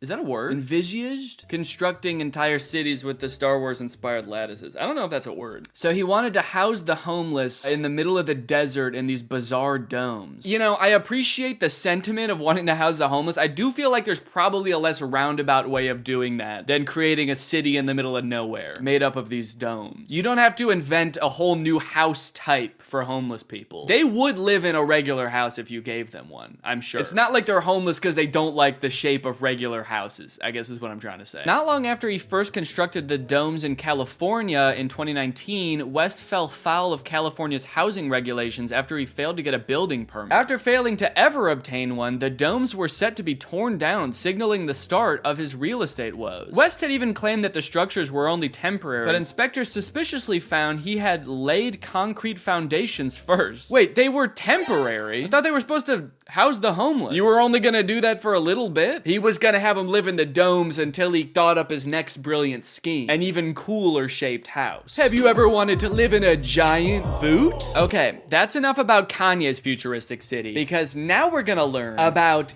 Akon's futuristic city. But before we do that, I want to thank today's sponsor, Sunday's Food for Dogs. Sunday's is a healthy dog food. It's fresh. It's made from human-grade ingredients. The ingredients list on the back is actually really impressive. It's got things like beef, beef heart, beef liver, carrots, apples, tomatoes, but then it just goes X Games mode and has ingredients like shiitake mushrooms, broccoli, oranges, cranberries, strawberries. I really care about what I put in my dog's bodies, and I've wanted to try fresh food for dogs before, but I've always been intimidated because you need to refrigerate it, it's messy, but this is air dry. So it comes in these like nice soft pieces that just break apart super easily. It's not this dry, crunchy kibble, but you can just store it pretty much exactly the same as you would store kibble. My dogs love this stuff. While I was transitioning them from their old food to this food, I was actually just giving this to them as treats, and they loved it. They would do tricks for this stuff. You buy it online, it ships right to your door, so you don't have to go to the pet store and lug around a gigantic bag of dog food, and your puppies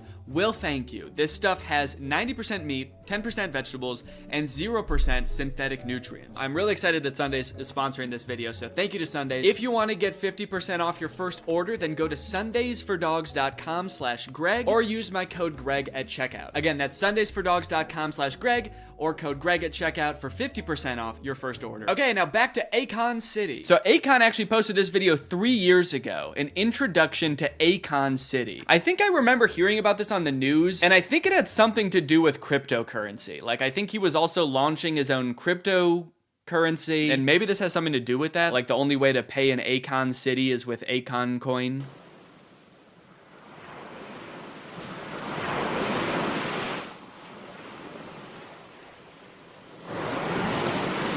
Wait, is this? Oh, these are the buildings? I thought we were just looking at abstract art while he was like, before we saw the city. Whoa, okay. So, wow. This is Akon City, huh? Inspired by Dr. Seuss, are we? Okay, here's a very neat little render. Oh, shit. Dude, I'll give him this. It looks more fun than a so-called hyper-utilitarian underground zone. I think I would actually rather live in one of these like phallic high-rises than a bizarre dome at least. Okay, we got Resort of Africa up here. Resort chalets down here. African restaurant, African open bazaar. Oh, okay. Is this in Africa? Oh yeah, in Senegal. Okay. If it's all in Africa, I don't think you need to point at everything and call them African, because I think we would just assume that. Here's all the African houses. There's an African building. We're gonna have lots of African buildings. Akon Tower, Media Tower, Filming Studio 1, 2, 3, and 4. Office building, parking structure, residential building. It's kind of interesting that he already has all of the buildings planned out in a town. Do towns do that when they start? I thought people just build what is necessary at the time when it's necessary. Like the first people who showed up to Los Angeles didn't just like start pointing and directing to build film studios here, there, and there. Those only were built because the film industry was like becoming a thing there. Like, what if the film industry doesn't take off in Akon land? Then what are you gonna do? Also, are these filming studios African, or what ethnicity are they? Only 100 kilometers from Dakar. That's pretty good. Just a short 100-kilometer swim through the ocean from Dakar. So if you were already planning on visiting, then might as well stop at Akon City while you're there. You know, I'll give him this. I do believe that this was designed by Akon. I mean, so I'm gonna assume that this never came to fruition, because this was 3 years ago. I haven't heard about it since. Travis Scott, I've got my own meal at McDonald's. Akon, hold my pineapple beverage. Yeah. Well, I think the difference between those two things is that the top one did happen. Travis Scott did get his own meal at McDonald's. As far as I'm aware, this did not happen. Every architect's dream, but every engineer's nightmare. Is that true? Is this every architect's dream? This is what architects dream about, baby. Blobby, globby cities. They can't find a way to make it happen. I genuinely hope this doesn't lose momentum. The world could use a win like this. Oh man, now I feel bad that this isn't gonna happen. This person is so invested. Okay, so I went to the website that was in the description for Akon City, and I'm just on Akon's tour website. So doesn't seem like it's gonna happen now. The website doesn't even exist anymore. No! I wanted to live in Akon City, man. Friend, where are you? Me, by the weird-shaped Chrome building. I'm by the weird-shaped filming studio. Okay, now we've got a TikTok about what happened to Akon's futuristic city. What happened to the real-life Wakanda promised by Akon? This futuristic-looking smart city is the brainchild of ringtone superstar Akon. There's just one huge problem. It currently looks like this. He started it? Oh, there it is. Wow. Keep going, buddy. You're almost there. So this is what it's supposed to look like. And this is it now. Yeah, it's pretty close. So this is obviously film studio number 3. I could tell by the way it's shaped. The 2,000-acre metropolis, based in Senegal, would feature skyscrapers, a luxury resort, and recording studios, backed up with the cryptocurrency called Acoin. Okay. So it was a crypto scheme. Was this all just an elaborate rug pull? He was like, everybody buy my cryptocurrency, and then once you move to the city, you can use it. And then, you know, now this isn't happening, and Akon's not doing it anymore. I wonder what happened there. Stephen's lawyer alleged plans for Akon City were akin to a scam, noting that it shares many of the trademark characteristics of fraudulent business ventures, such as Ponzi schemes and pyramid schemes. Akon, the whole thing was a scam? Akon, you knew how much the world could use a win like this. Faith in humanity destroyed. Okay, now moving on from musicians making cities, we have Welcome to Zucktown, where everything is just Zucky. In Menlo Park, California, Facebook is building a real community and testing the proposition, do people love tech companies so much they will live inside them? Dude, I avoid going on Facebook at all all costs. Give me one reason why I would want to live inside of a town controlled by them. So this is where all your racist uncles are gonna live now. They're all gonna move to Facebook town. John Tinanes, Facebook's vice president for real estate, is showing off the company's plans for expansion. It will have offices for thousands of programmers to extend Facebook's fearsome reach. Did John Tinanes say that? That's probably the journalist talking. That'd be so scary if Facebook is saying that in their internal meetings. So we're gonna use this city to expand our fearsome reach. We're worried that it's not fearsome and widespread enough. But that is not what Mr. Tinanes is excited about. He leans over a scale model of the 59-acre site, which is named Willow Village. There will be housing there, he points. There will be a retail street along here with a grocery store and a drugstore. That round building in the corner, maybe a cultural center, maybe. This round building, you put this round building in the plan and you don't know what it's gonna be yet? You know what it's gonna be. Tell us what it's actually gonna be, please. And this very specifically designed building that we clearly put here for a reason, with a road leading directly out of the city. Maybe a McDonald's? I don't know. How crazy would it be if, like, Facebook City looked exactly like Akon City? Like, all the buildings are blobs and stuff? I'd be like, okay, maybe I'm just not getting the trends of today. I guess this is just what they're all doing. Everybody wants to live in blobs and domes now. In just a few years, Facebook built a virtual community that linked more than 2 billion people, an achievement with few precedents. Now the social network is building a real community, the kind you can walk around. It is a project with many precedents in American history. Quite a few of them cautionary tales about what happens when a powerful corporation takes control of civic life. Yeah, that's the vibe I'm getting too. Do I want John Tinanes and his merry band of goons to be in control of my life? I don't even know this guy. Facebook's vice president for real estate? I didn't even know they had a vice president for real estate. Why do they need real estate? Stay online, Facebook, please. Stay not in the real world. Mr. Tinanes contemplates the audacity of building a city. It's a good thing, right? He says. Do you not know? This is good, right? People want this. People want to live at Facebook. People want to work at Facebook and live at Facebook. They want their whole life to be Facebook, right? And finally, of course, Elon Musk is getting into the mix too. Welcome to Snailbrook. First look at Elon Musk's Texas utopian town where SpaceX and boring employees will live and work. So this is for employees of Elon Musk's companies to live at. It's called Snailbrook, which is a great name for a town. And I guess these are pictures of it. There are small houses where staff from the companies will be able to live for $800 a month, well below the soaring local market rates. Are the houses, in this picture? Houses. These are houses. Okay. So you live here and you work over here, I assume? Maybe in there? Not the most quaint neighborhood I've ever seen. There's literally like rocket ship making equipment from within eyeshot of where you live. Yeah, I don't like this. This is weird. I think having a healthy dose of work-life balance is a good thing. I don't necessarily know if living in a fenced-in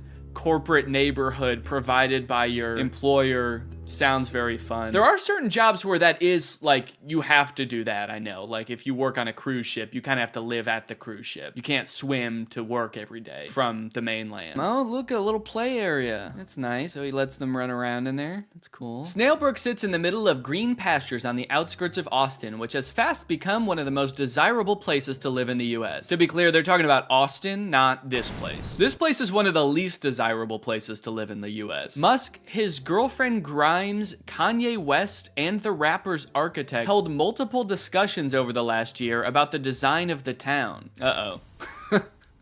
That's not good. Elon, don't listen to Kanye, whatever you do. Do not take his advice on how to build these houses. He's gonna ask you to build temporary domes, and it's gonna sound like a cool idea at the time. It's not. He's watching. Surveillance cameras are dotted along the wired fence adorned with fake leaves in the rural community. Oh yeah, that's awesome. That's great. I'd love to just have the safe feeling of knowing that my boss is watching me at all times. When he's watching over me, I know that I'm safe. All right, well, in conclusion, let's just leave the city building to city builders. You know, Kanye, I saw in your ad you were looking for builders and planners and stuff. Let's just let them do all of it.